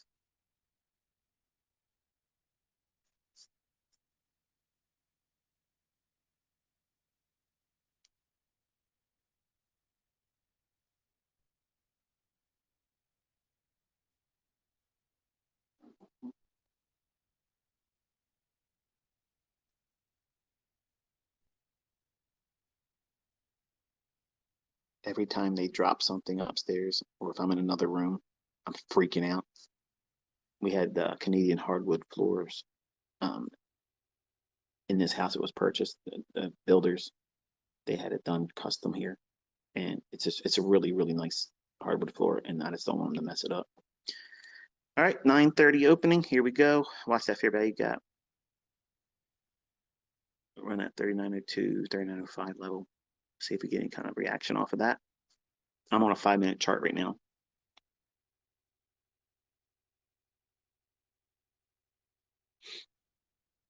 All one-sided, just pushed right from the CPI number at 830. 3900, they call that a psychological level. That's a level where there's a lot of liquidity sitting there. A lot of large funds and such have their stops above that, thinking it's safe. And that's another reason why I put your attention on that fair value gap again. But we've already traded their ICT. Yeah. And I don't teach supply and demand where it's one and done, or we demand fresh zones. We don't trade in zones. There's always going to be 3 levels if it's a range of like a fair value gap. It's going to be the low, the midpoint, or the high. Okay, and based on where you are in the grand scheme of market structure and their market profile, not market profile in the sense that like that uses those horizontal, vertical, I'm sorry, horizontal volume bars. I don't have any faith in that. But profile is like a roadmap, if you will, of the day or week. See, like that crashing sound like that, it makes me want to go up there and start spraying. like, like don't mess my house up, man.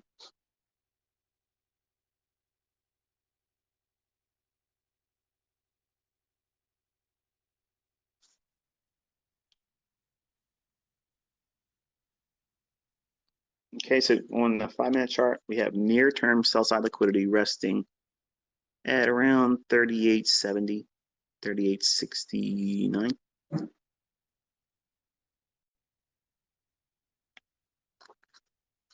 You can really see the 3 drives higher on the 5-minute chart. Nice. If we can get a lower high on the next 5-minute candle, and that candle closes, then we would have essentially 3 swing highs. Right now we don't have it, but it's likely to pan out. I would like to have seen it trade up into that fair value gap, then create that swing high on the 5-minute chart. That would be a good context to see if we start seeing a move lower into that 38.69 level where sell side's resting.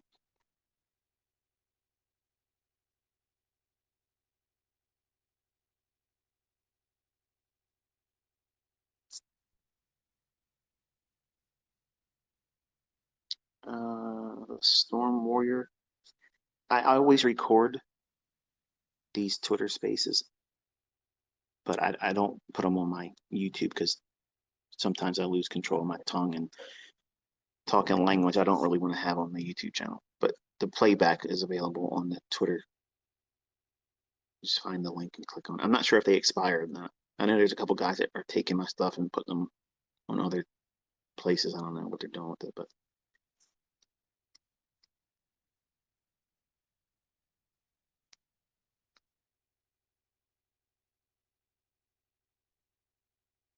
you're welcome. So let's go down to a 4-minute chart. nothing there. 3 minute, nothing there. 2, nothing, and then a 1.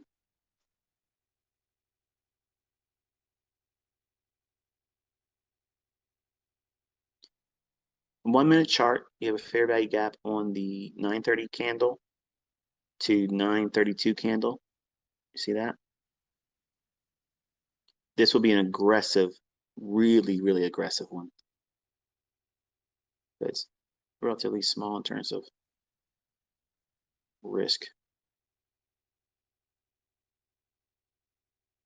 And only in range, not in the risk that it wouldn't go higher.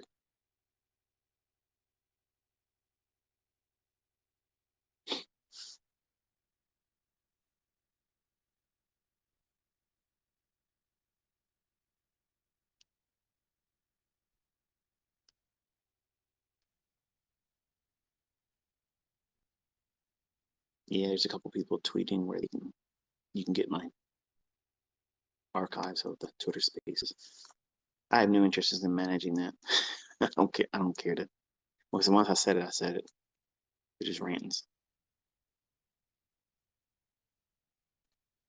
All right. So on a 1 minute chart, you want to have your chart kind of like stretched out vertically. Really, really good. Man, they've been loud the last 2 days, but today they're like really being loud. Look at your candle at 932. Okay, so it should be a up close candle. You know, draw a either a trend line or a rectangle, if you will, from that candle's high and the low of candle 930. Okay, there's a small little gap in there. Small little short-term shift in structure at the 927 low.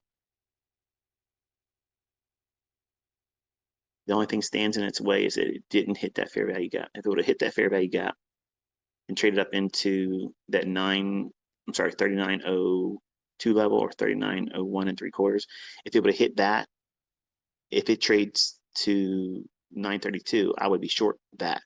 I'm just putting it out there right now. It's just to study it for right now. I'm not pushing a button on it. So if you were comparing and contrasting, like what would make me want to take a trade, you know, why would I be hesitant about taking a trade? So I get questions all the time, like, how do you know when to pick this and when to pick that? I like that fair value gap up there. I'm sorry, I was saying fair value gap. The volume imbalance at 3902. I like that level. If it would have hit that first, we haven't seen that.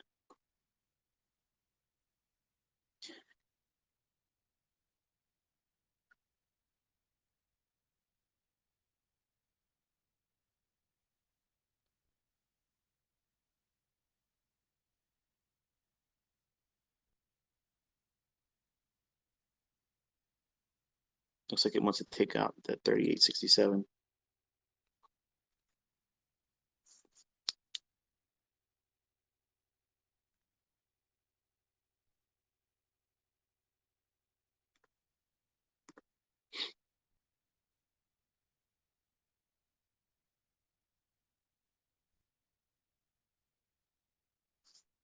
On your 1 minute chart, you should be able to see how there's relative equal lows on the candle at 850 and the candle at 853.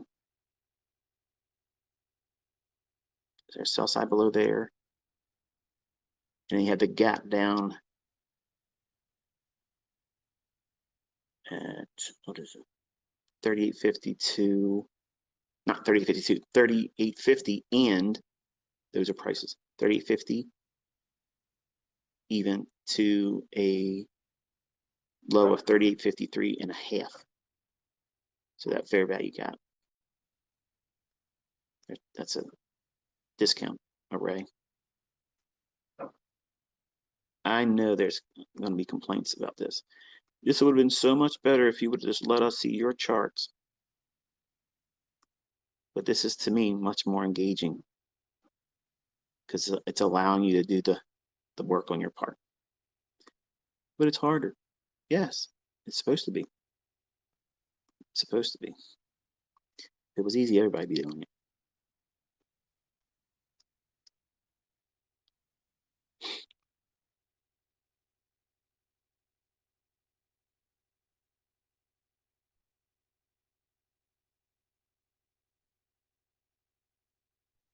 The candle at 9:35 should be an up close candle. I don't want to see it go above the midpoint of that body.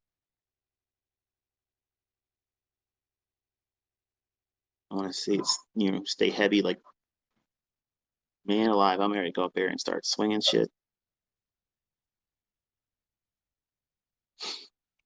I've had to leave, several times in the last week or so because it's just too much for me to take. Like I did. I understand they're working and all that, but good grief.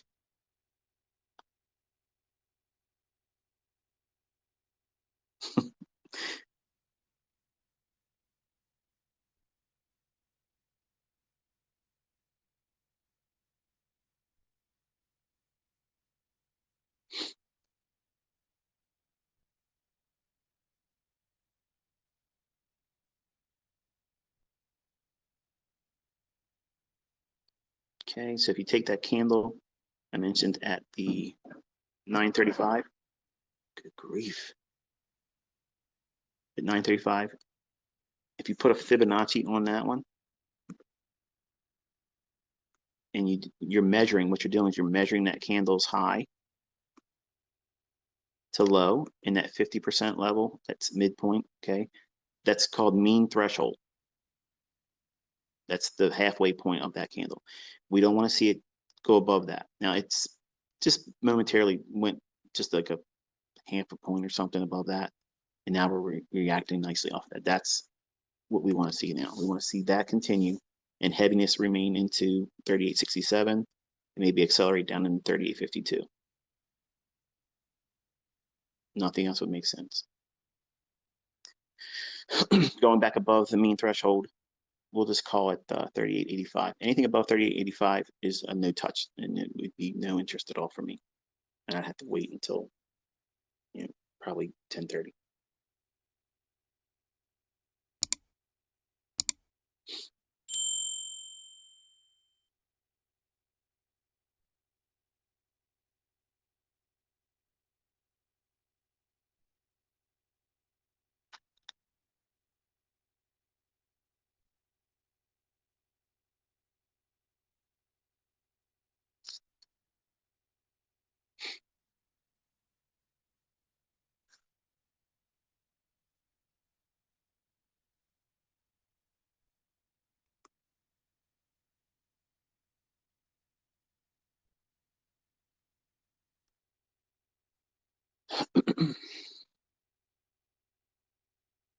Actually feels weird without Caleb not being here. Usually I'm talking to him. He's asking, what about this? And what about that? And then I'm usually asking him, don't say nothing right now. I'm thinking. Growing up under ICT, it's not easy.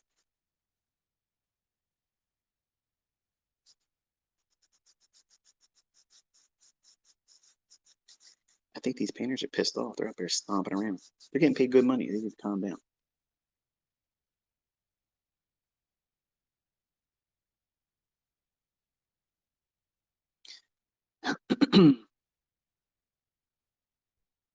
Okay, same thing I just outlined moments ago with the candle on 9:35, 1 minute candle. We want to see the candle at 9:39. We don't want to see the half of that candle give up its ghost either. In other words, we don't want to see it just roll right over top of that, because then it would mean that we're going to go up into that fair value gap at 38.91-ish or thereabouts.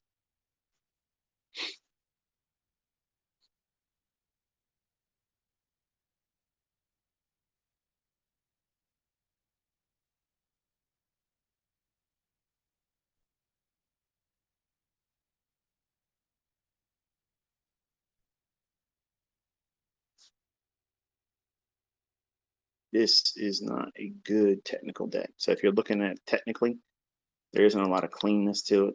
It's a lot of just pushing higher, pushing higher, pushing higher, and just really sloppy, static price delivery.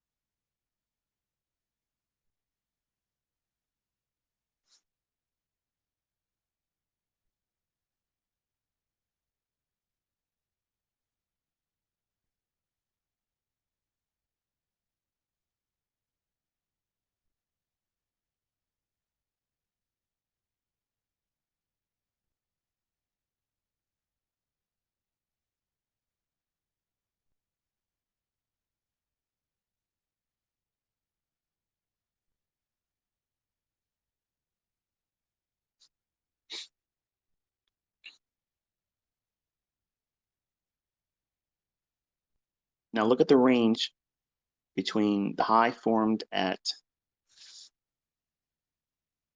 again, everything's on a 1 minute chart right now. Look at your high on 9:30 to the low formed at 9:42. The only imbalance that exists in that range is between the high on 9:32's candle and the low at 9:30's candle. So that little tiny little fair value gap right there. And it's relatively smooth if you look at the candles at 9:32 to 9:36. So that might be revisited, traded up too. That's what I was saying. If we go through the midpoint of the candle at 9:39, that would send the algo up into that area there and revisit that. Now, do we trade to that level, roll over top of it, make a higher high? Could, because that fair value, I want to call it a fair value gap. The volume imbalance up at that 39.02, I would have favored that being hit first at the 9:30 opening, but we dropped down. So that may have been what they've done. They dropped it down, getting people want to chase it, put their stop above the high at 9:30, and then they run into that volume imbalance at 9:30 highs. Take out 39.02, 39.03, maybe 39.05.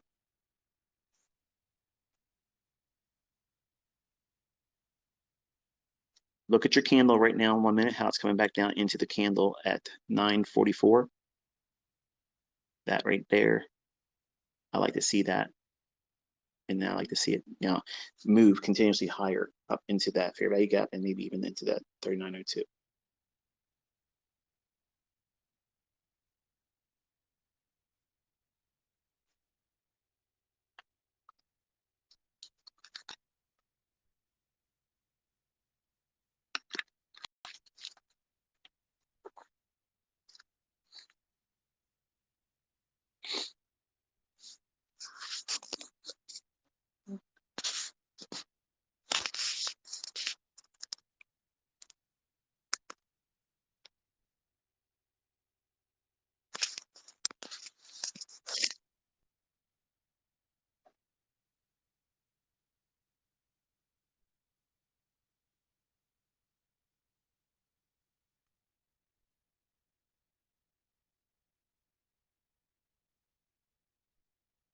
All right, there's smooth highs at the 9:32 level. I'm sorry, 9:32 candle rather. They have been repriced too. There you go. Back up in that fair value gap between the 9:30 candle and the 9:32 candle. That fair value gap is what I'm referring to there. That was we got through the candle's midpoint on that 9:39 1 minute candle. We would gravitate back that fair value gap, which is what we've seen here. Because we did not trade up to that volume imbalance at 3,900, 01.5 ahead of the 9:30 opening or right after 9:30, I'm suspecting that that's will likely try to gravitate towards. It can respect this fair value gap here, but because we didn't trade to the volume imbalance at 3,901, 3,902 area, I would be leery taking that short here. If I didn't have that volume imbalance to contend with, I would sell short here, but I'm not doing it because I want to give it a chance to see if it wants to run up into that volume imbalance. And nothing in this price action so far is terribly exciting. It's nothing to be worrying about missing. It's small little movements so far with really just nothing terribly exciting.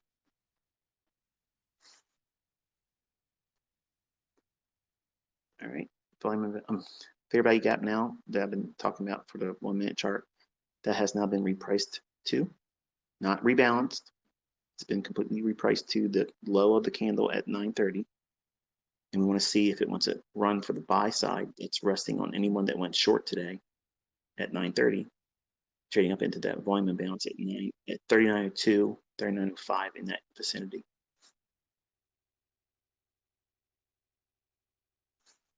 Earlier when I was talking about how you see that 1 minute candle trading back down to the high of the candle at 9:44, that is my immediate rebalance. So it trades down and overlaps the previous candle. When you're bullish, that's a buy. So it acts like a fair value gap. So you can go long in that and use the stop loss would be right below the candle that you're looking to overlap on, that it's just a really nice high frequency entry. It happens a lot, every time frame, multiple times. When you watch me run up accounts real quick, many times I'm using that.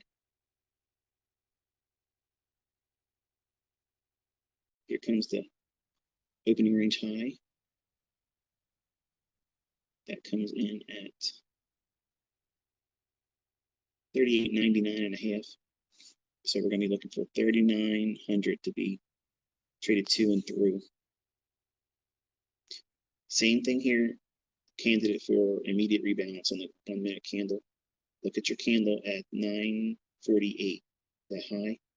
You want to see it, like, it doesn't have to, but the fact that we even traded down into the range of the 949 candle, I like that because it's ahead of buy side liquidity being likely to be taken. This is like an ultra short-term scalping. But it should be priced at 3,900. There you go.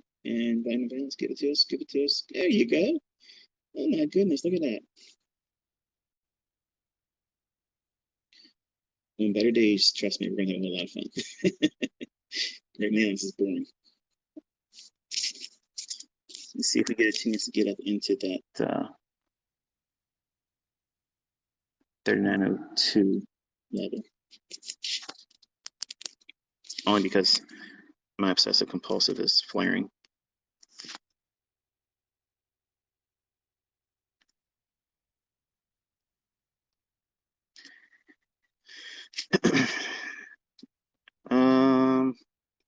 JD saying my volume, something wrong with the volume. You guys not hearing me well? Can you hear me? Hello. Can you hear me?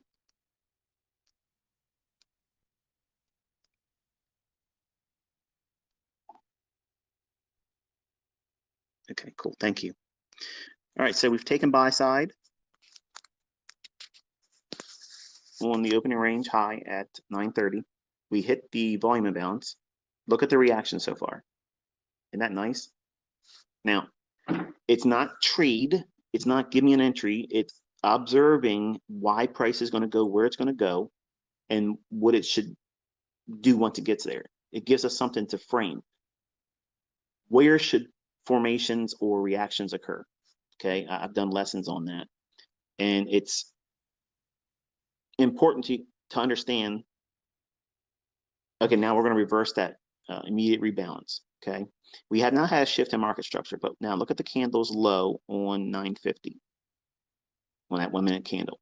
We traded back up inside the range of the 951 candle, went up to it, immediate rebalance. We want to see if it wants to deliver down towards the sell side at 38.70.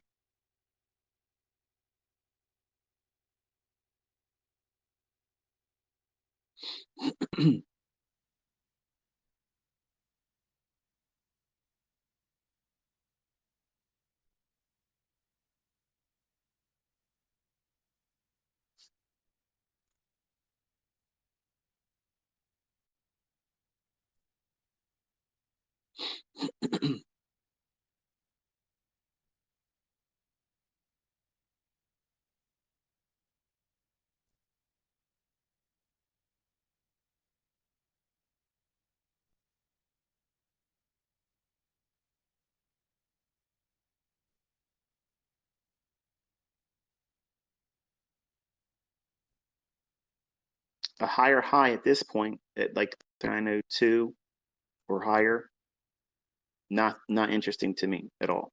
So I wouldn't want to see that at all. If it does that, it's probably going to keep on pressing up into, and I would be wrong in regards to that old high, which I said I wasn't interested in. Let me pull that price up real quick.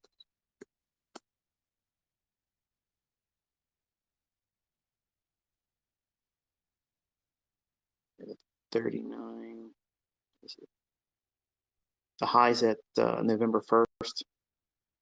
If we go into 3903s, then I would expect it to try to at least run the high on November 2nd. Right now I'm giving it the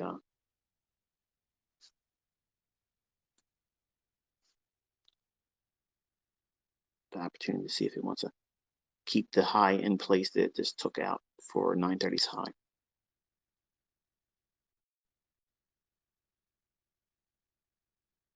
It looks like it wants to run higher into 3900s. Keep digging higher.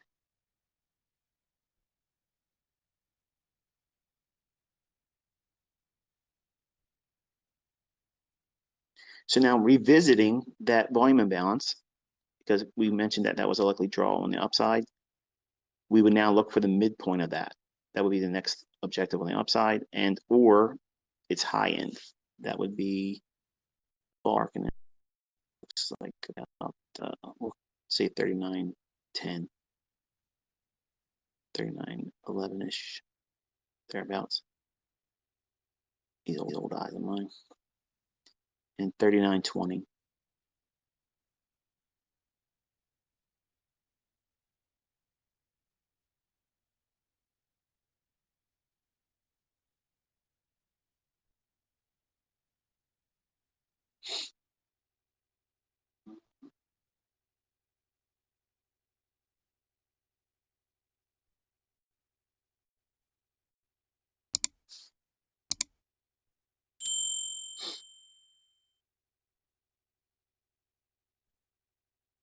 Text my wife here. Hold on a second. And live.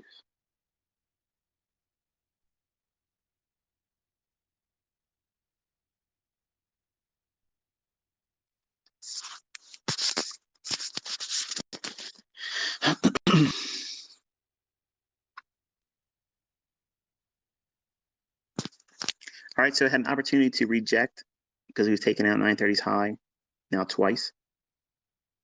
So I would favor midpoint 39.10 to 39.19.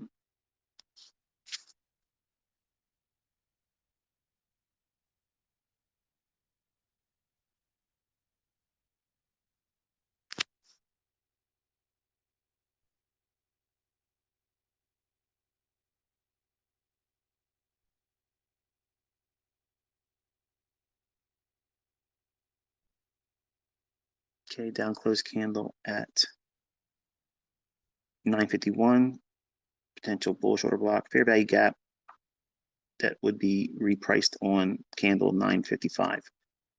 So if it starts to rally up here, look for 39.11, then 39.19.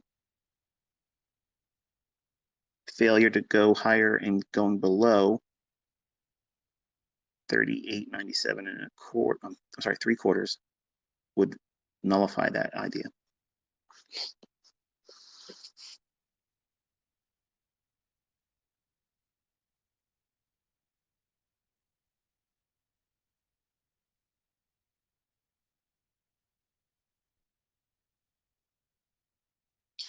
It's a whole lot more involved when the market's not clean, isn't it? Which is the reason why I teach low resistance liquidity runs. If it isn't obvious, if it isn't one-sided, you're going to have to contend with this back and forth. Constant reading, constant reading.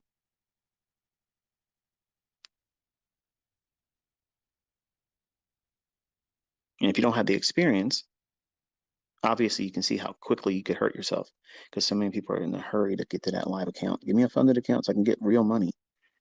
And then when you find out that you can't do it well because you're impulsive or you don't really understand the concepts just because you watch the videos, it's very frustrating. So you have to give yourself permission.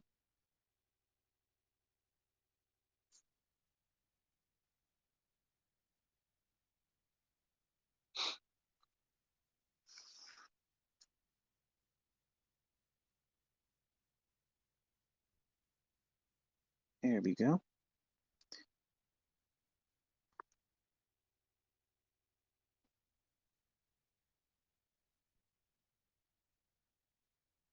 Something to pay the bills with.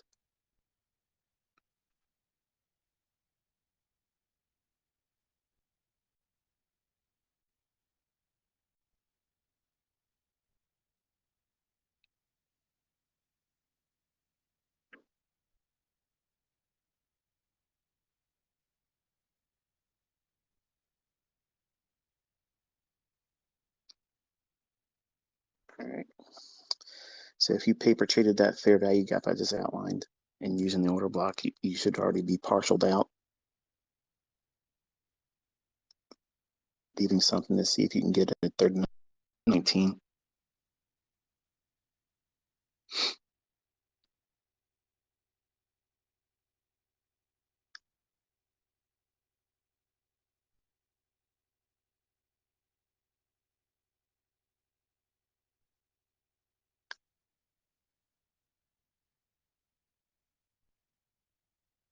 If you don't have that volume imbalance I had on the daily chart I mentioned at the beginning of the, well, I guess that really wasn't at the beginning, but it was near the beginning of this, you won't fully appreciate where you're at right now in the context of where price is and why it's gravitating.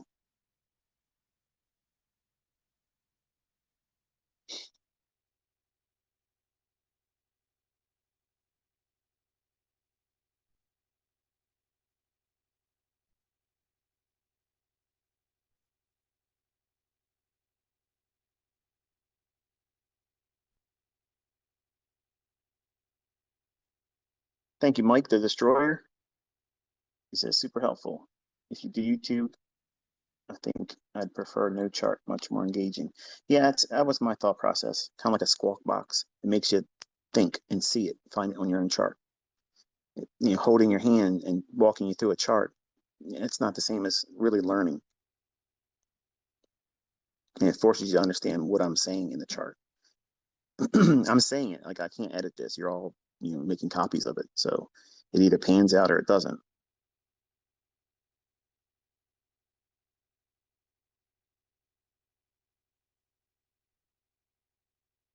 Somebody's mad. Let's see, one more off here.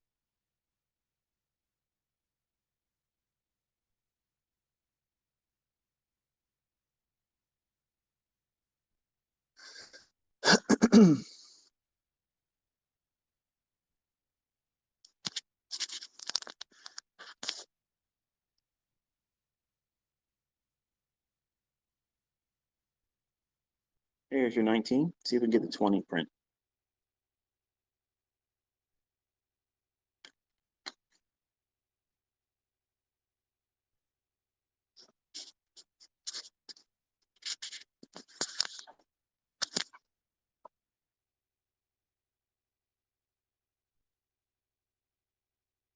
You should be partialed here.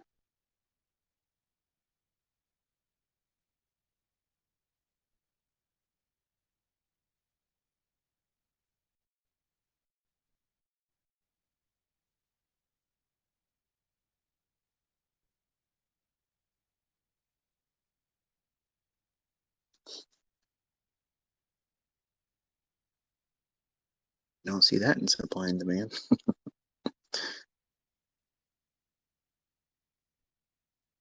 Elliot's still looking for a wave.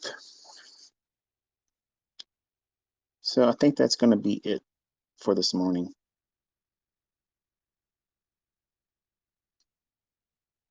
We've done enough for government work. So let me recap this so you kind of make a little bit of sense out of it, because I know some of you are going to be lost. Everyone here live, that you were here live, you heard me outline everything, everything in proper context, everything you pointed to before the fact, explaining why in the best way I can and still follow price action, obviously. The idea of knowing when to avoid a trade, what market drivers to avoid, and then wait for the market to give you clues as to what it wants to do. Using higher time frame PD arrays, nothing that's in retail. Okay, I've seen a couple guys, I've already blocked them, and I'm telling you the reason why I blocked them, because they're going to tell you I blocked them because they're calling me a fraud and I'm hiding from them. No, I'm tired of seeing people say the stuff that I teach is renamed retail logic. They're liars. Okay, and I have a $500,000 bounty out there for someone to break down in detail where my stuff is before 1996 in writing, in video, anywhere. It's not. So walking you through live price action like this, okay, essentially,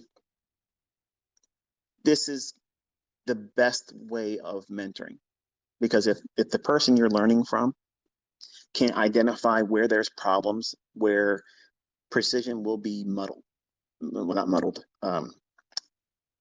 less likely to be obtained.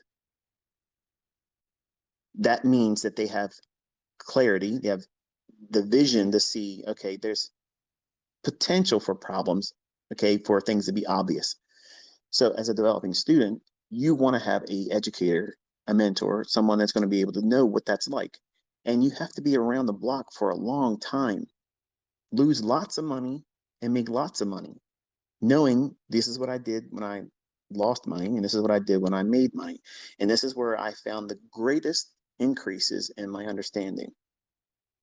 Having that prowess, that experience, that is such a short commodity in this industry, because there are people out there that are extremely profitable, but they're not in the business of giving you their time like this.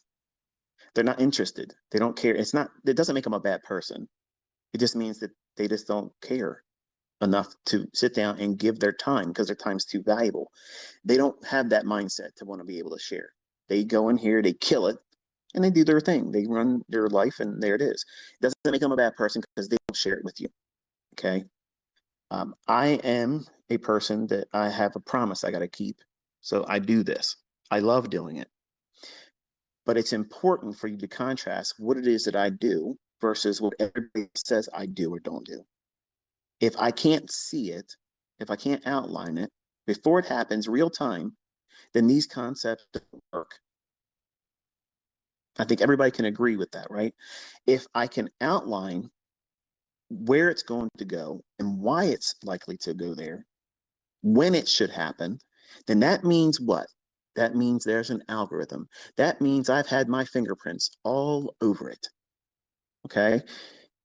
Knowing why price should go to these levels that are not in retail books is an advantage. It's an unfair advantage against retail traders. And yes, the Goldman Sachs alumni, they have no idea about this stuff. They have no idea that those things that I've shown in previous discussions and lectures and live sessions, you're not looking at my chart. But I walked you through this morning, showed you where the problem areas are, where the difficulties would be, what it should do, what it shouldn't do. And honestly, this is a difficult trading day today. So if you had a hard time looking at it and understanding, number one, it's good. That means you're going to dig into your chart. You're going to listen to this recording again and look and observe. But only the people that were here live, that were hearing me talk about the 1 minute candles before they painted, why it should do this, where it should go, why should it draw to this level, why it shouldn't be doing this. If it does this, it's problematic, and then it's going to go here. All those facets, they string together to give you a reason to not fear missing a move, because new moves are going to.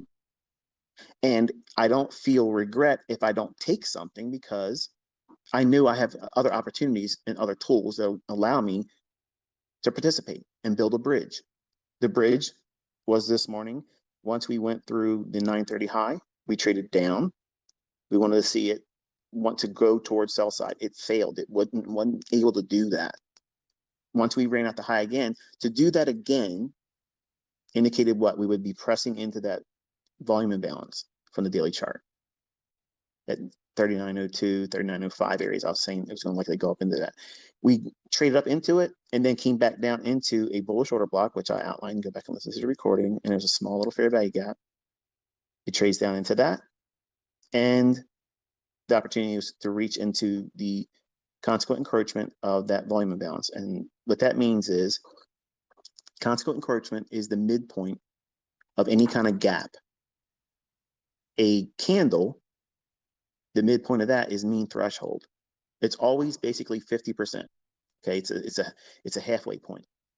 But those levels, with the low of the gap and the high of the gap, it's 3 levels, very specific. I'm not trading in supply demand zones where it's ambiguous. Hope you find the right price. No, I teach my students and I showcase where these levels are specifically. And I walked you through it this morning, highly distracted with these people up in my first floor, stomping and banging, dropping, shooting there. I'm flipping out right now. I'm kind of proud of myself that I didn't lose my shit earlier, but I'm focusing on these candles. So I'm trying to keep that focus there. But the run from the low of the volume imbalance in that fair value gap to the high of the daily volume imbalance. And I'll show you a chart and you can see my executions too. You'll see where I got in based on what I explained to you. And you'll see where I took partials and it'll make sense to you. But if you watch this, or you not watch, isn't the best choice of words here. Listening to it isn't going to be the same as the experience for those of you that were here live. So you had the opportunity to listen to me squawk, talk about where there is likely this scenario that unfold, pan out. If it doesn't do this, this is where it's going to draw to next. There's no setup here. There's nothing here. We're looking for this. We're looking for that. It's just meandering around. It's an ugly day so far. And then finally, what does it do? It gives us the clue we were looking for. I wanted to see it trade up into that daily volume imbalance. If it wasn't going to give me the setup that I wanted to see for a short into that liquidity void, which will be used at a later time now. There was no short for me. But the fair value gap long going into that daily volume imbalance, that was the one that we had to basically submit to, because it was not willing to give us a selling opportunity. It didn't give us a breakdown. It didn't give us a fair value gap to sell short into. And I mentioned the fair value gap earlier after the 9:30 opening. While it was a draw on liquidity, I said that that's not something that I see as a shorting opportunity. Go back and listen. You can't edit it. I can't edit it. It's all live. Okay. I'm suggesting that that would be something that's not a short for me. If we didn't have the daily volume imbalance, I would have shorted it. That was my words. We're very close to it. But because we had that daily volume imbalance and it didn't trade to it at 9:30, that's where market profiling and narrative comes in. Market making. Okay. So because it didn't trade up into that daily volume imbalance, I can't feel confident to sell at that fair value gap. But I mentioned if it did, I wouldn't care about it. I can't take that trade though. Why? Because the narrative I outlined just now and then, that it didn't take out the 9:30 high into that daily volume imbalance at 39.01 3/4 to 39.20. Because that was unfinished business. That was the reason why I was unwilling to sell short at that fair value gap. How do you know when to sell short a fair value gap or buy a fair value gap and when to ignore them? I walked you through it live today. There's a lot to it, folks. That's why I'm saying, like, my private mentorship flipped out when I told them I was going to put the core content lessons on YouTube. They're like, you gave it away. No, I didn't. I gave away my language. But you have to study your ass off.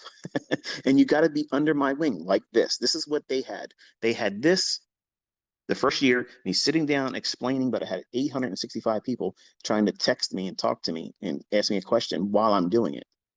And you can hear how distracted I am because I have painters in the house. And believe me, my concentration has been broken multiple times. So it's hard to articulate this on live charts. I don't care how good you are. It's hard to keep your focus, but then have your focus be this precise too. See, that's the deciding factor. I want you to compare and contrast these folks you see out there that are trying to tell you they can trade like banks and they know my concepts, but they call it by different names. If they really know how to do it, they'll walk you through it. They'll gladly do it. They'll enjoy doing it, and they'll do it for free just to make sure you understand that you can trust them. That's all I'm doing here. I've shown you how not to hurt yourself today. I believe I have. If I've been successful, at least in that, give me a number one. Tweet to me a number one. That means that at least you understand how painful this can be for you if you don't listen. If you go in there and gamble on a CPI number, it'll beat the brakes off of you. But if you learned how I personally, and how you can eventually grow into this understanding too over time, how I pick and choose my patterns of what I want to take and what would keep me from taking an entry pattern. What process do I go through in my head says, okay, I see that there. And in other circumstances where if we didn't have that daily volume imbalance, I would have taken a short at the fair value gap that was formed right after 9:30 opening on the 1 minute chart. But because we had unfinished business, and just look at your 1 minute chart now. Isn't that beautiful? Isn't that beautiful? How it went right to the top of that volume imbalance from the daily chart. I outlined, gave it to you for free, real time before it even happened. And now here we are. We traded to the top of it, and we're now 94% of it to the low. That alone, folks, that by itself teaches that there's an algorithm, because that principle is not taught by anybody else. They are teaching it now, thanks to good old ICT. But the point is this: teaching it in a hindsight chart is not the same thing as watching the algorithm book price before it happens. Okay. If they know the algorithm, if they handled the algorithm, they would know this. But because I'm the only person out here doing it, and the only one that's going to do it, because I had to create a language that you're not supposed to know about. I know that gets under people's skin and you don't like it because you want to be able to turn it around and say it's something else you learned or that you found it out. And I see people say that I figured this out on my own. You know, this is just confirming what I saw in the marketplace. No, you didn't. Stop lying. Okay. You didn't see this because you'd be doing it. You'd have example after example, or you can start doing it right now. So I mute people when I see that kind of stuff. I don't take that as complimentary. I take that as grade A bullshit. Period. Folks, I made this. Whether you like to believe it or not, it's mine. And if you don't like it, and if it gets under your skin, you know, move along. You can conduct your business and sell all your horseshit, get all your subscribers buying in all your stuff, and you never have to cross paths with me. But if you cross paths with me, I'm going to call everything you're doing horseshit. And by compare and contrast, show you that it's Mickey Mouse. There's nothing like what you're seeing here. Nothing like this. You know when to do something, when not to do something. You know when to avoid it. You know why it should reverse. If it does this, it's going to go somewhere else. That's not plan A, plan B. That's depth of understanding. That's proof of concept, and it's authorship. Think about it. I've used this analogy before. Simple game like Pac-Man. Okay, I got a Pac-Man game in my house. As a matter of fact, I'm looking at it right now. My wife wanted to miss Pac-Man, but we couldn't get it because all the supply chain crap. I wanted Killer Combat. Did I say that right? Killer Combat. I don't think I got the right name for it, right? Mortal Kombat. Killer Combat. What the hell am I talking about? I wanted Mortal Kombat, and I couldn't get my hands on that one either. But those games, when they make them and design them, the board that the Pac-Man little thing that goes around eating up the dots, how does it stay inside of its border? Why doesn't it just go off screen and do whatever it wants to do? Why can't it move diagonally? It can only go up, down, sideways. That's it. It can stand still. It can go left, it can go right, and go up and down, but it can't go diagonal. Why? Because it's never been coded to be allowed to do that. Your market price, the last price right now, wherever it's trading right now, okay, that's Pac-Man. It's going to go up. It's going to go down. It can consolidate and stay sideways and go nowhere. Okay. It can't go backwards. It can only go forward because that's all it's allowed to do. It's coded to do that. So when a designer makes a game like Pac-Man, okay, a coder that knows all the logic that goes into that machine, that program, they can sit down and play the Pac-Man game better than anybody else because they know what profile that the ghosts are chasing the Pac-Man are going to do. If they do this, then it's going to do that. And all I'm doing is illustrating proof of that here. And I know some of you get mad. Like you're punching the air right now because damn it, he just proved it again. And how am I gonna cancel this out now? Well, how about just stopping that? and just warming up to the idea, I love doing this.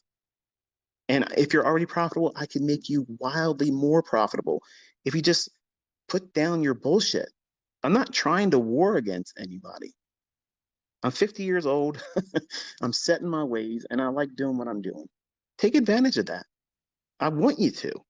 Just pull up a chair, show up every day, and take notes. I promise you'll leave better than you arrived. It's always going to be that way. But if you're lazy and you're just trying to get in here and give me an easy this and easy that, I've already done that for you. It's already on the YouTube channel. But if you want to know why these markets do what they do, why they book the way they book, you're not going to learn it from somebody else. You're not. And these 5-minute, condensing of, you want to learn ICT's bias in 5 minutes, made it easy. This way, it doesn't work. Go watch them, and you'll see that you didn't learn anything more.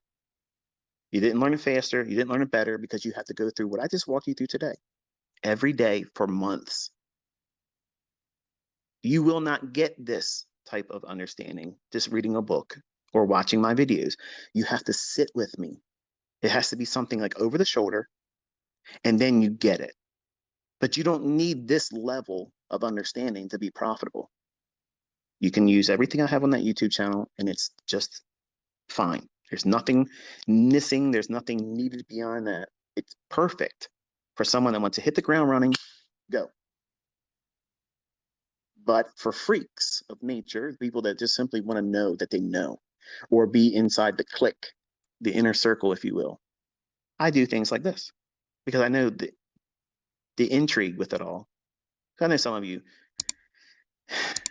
don't really want to believe there's an algorithm that does all this stuff and it's all buying and selling pressure. You just give me the latitude to talk the stuff I talk, and you cherry pick what you want to take from what I say. That's okay. I had a lot of them in my mentorship. There's still some of them that will still tell you, I don't really believe there's an algorithm, but ICT knows some stuff about price. Okay, cool, whatever. There's no argument. That's all I'm trying to do is I've canceled all the arguments. There's no reason to argue about it. If you're already profitable, who cares if there's an algorithm that you believe or don't believe? If I'm showing proof of it and there's nothing to lean on in terms of other retail logic, and it repeats every week, every day, and it's highly precise, and I'm pushing a button, you're seeing executions, you're hearing the thought process, the internal dialogue. Why is Pac-Man, why is price going where it's going? And why should it stop there? Why should it react and go the other way? Why is Pac-Man hitting the wall and have a choice? He can only go left, he can go up, or he can go down. Those are the choices because there's a ghost behind him chasing his ass. Okay, that's logic, and you don't get that in a book, and you don't get that experience just watching my videos or anybody's videos. Like, you have to have someone that literally knows how to see these things before they happen. Why should they even exist? Because Wyckoff doesn't make sense. Okay, that stuff is always explaining hindsight. That's the 6 o'clock news. Okay, that's what you're seeing. That's explaining something in very simple terms so the public can digest it and buy up that narrative. I'm giving you by the second of what price should be doing, where it should go, why it should happen. These same folks that in these investment banks, Goldman Sachs, JP Morgan, these people, they don't know what you're learning. I'm telling you, they don't. They've tapped me on the shoulder. There's your proof. You want to call bullshit, bullshit, we'll call it, okay? Those individuals don't know this stuff. But you're learning it. We would like to see you come. Nope, I'm not interested. Go watch my YouTube channel. But shit, I don't need your money. I'm not interested in that kind of stuff. I don't want partnerships. I don't want to be obligated to nobody. I don't want none of that stuff. It makes it a job, which is what it's felt like the last 6 years. It's draining, man. It's so draining. I love teaching, but I don't want to do it in a formal setting because it takes all the excitement. I mean, isn't something like today, hearing it talk about what price should do, and then you're watching on your chart, You're not distracted by going from screen to screen, looking at my chart and finding it on your chart. Whereas I'm just explaining it by the candle, not the time, the price.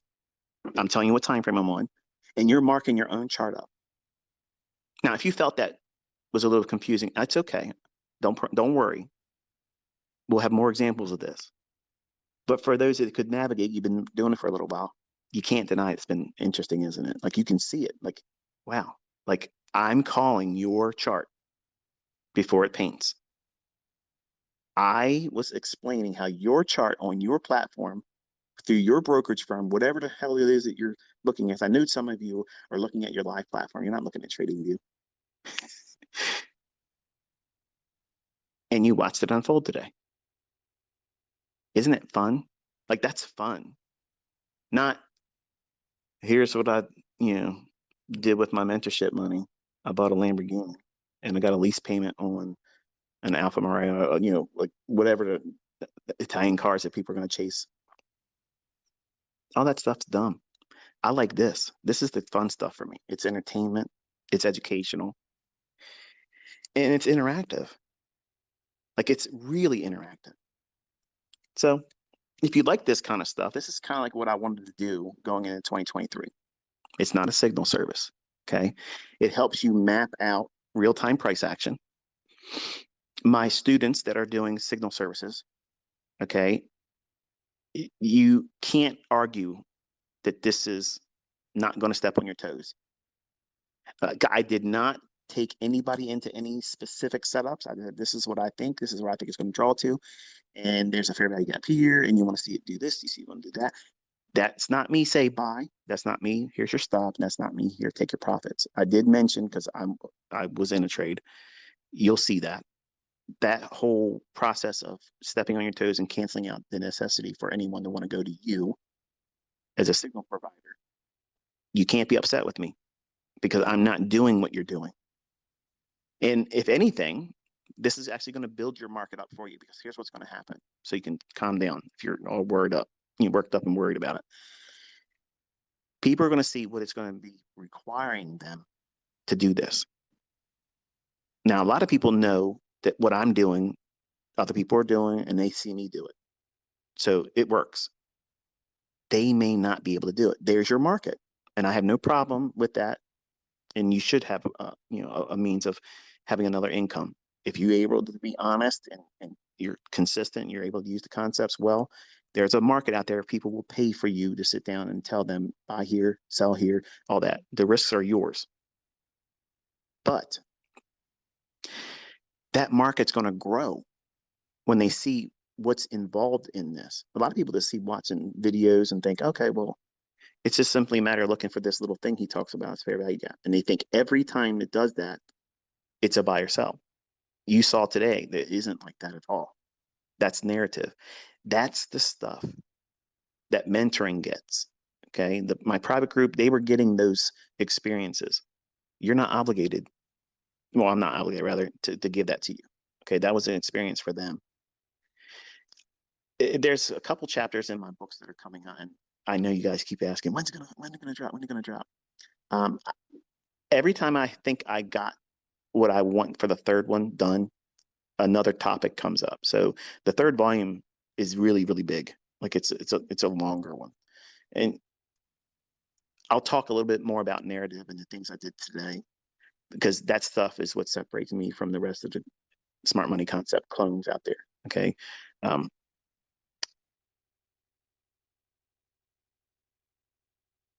There's things that offend me, and there's things that would probably flatter all of you. I'm not flattered by the things that I see when people take my stuff. Okay. And they don't even teach it right. And it gives it a bad name. And this year, I set out to do a lot of things to kind of like cancel the argument for most of these clowns. And I think for the majority of everything I attempted to do this year, I was successful. And I'll leave that up to public opinion whether I was or wasn't. But in 2023, like I want to leave all the bullshit, like all the sizing up and you can't do this better than me, all that stuff. I want to pick a lane. And this is kind of like what I want to do. Like this is what I want to do in the morning sessions. Just a couple times a week. You'll know when I'm going to do it. If there's something that comes up, my wife says, I want to do this and it makes me unavailable for that time or that day, I'll just send you a tweet and say, hey, look, I can't make it today. We'll do this, or we won't have one, until this day. And I think that's fair. I'm not obligated to any of you. But I promise you'll see things that you would have never seen without me doing it for you. You'll see things in price that you never would have discovered just simply by watching my videos. And you'll see that there's absolutely 100% control over these marketplaces. And they're not random. They're not just doing whatever they want to do. There are times when you want to get out of the way because it will be manually intervened. And we saw that today. And I'm always going to be wrong in those instances. That's why I don't trade them. I know where they're going to say, well, let's do this and reprice it here. And anything that I have won't work because it's them pricing to a specific price level immediately. And there's nothing I can do to be nimble to fix it if I do something wrong. So it has to be a binary, black or white, right or wrong. Do I get in beforehand? No. Because if I'm wrong, it could crush me. And I'll regret it knowing I shouldn't have done it. Versus waiting, letting them tip their hand, look and see which premium array or PD array it wants, or discount array rather, and wait for the clear, easy, low resistance liquidity run signature that I outlined this morning, and you'll see. The volume imbalance was the very thing that kind of like made the narrative easy for me today. It may not have been easy to follow, but I needed something. I was waiting for a breakdown and a shift in market structure, and I wanted that fair value gap to act as resistance. The first one, we couldn't get down to it. So what do I do? Nothing until something else presents itself. Well, something else presented itself. I said, okay, well, it's not likely to go down there. So what is it doing? It's not going to consolidate here. The public's going to want to buy it. So we'll watch and see if it wants to drop down. It drops down and then rallies back above, creates another higher high. So we broke outside of the 930 high and then created a fair value gap with a bullish order block. Go back and listen to the recording. And that fair value gap, that long to the top of the daily volume imbalance. And that's exactly where your price high is today at this time of the discussion at the moment right now. How do you know if the daily high or low is going to be this and that? It's a lot of what you just saw me do today. Understanding the narrative, the weekly profile, the daily profile, and time of day. All those things have to be blended. And yes, it's complicated. Yes, there's going to be always people out there trying to make simplifications of what I'm doing. You can't simplify any of this. It all has to be incorporated to get those types of results consistently. Once in a while, you might get near a high or a low. Okay, good. You might be able to call the high, but you're not trading it. You might be able to see the low likely, but you didn't get out there. Okay, and be content with that. That's enough. That's enough. That's a trophy. But you don't need to be buying the low and selling the high just to be profitable. You can get that meat in the middle of that bone and just take that easy stuff to grab and run with it. Once you get it, stop. Like I have no interest in trading the afternoon now. None. I have zero interest, absolutely none. Do you? If you feel that impulsiveness and you're wanting to get in there again, resist that. Find ways to say, okay, I don't need to do this, and then come back later on, regardless if it moves good or not. Get comfortable with saying, I don't need to do that. Because social media equity curves are plaguing everybody. This guy's better than this one.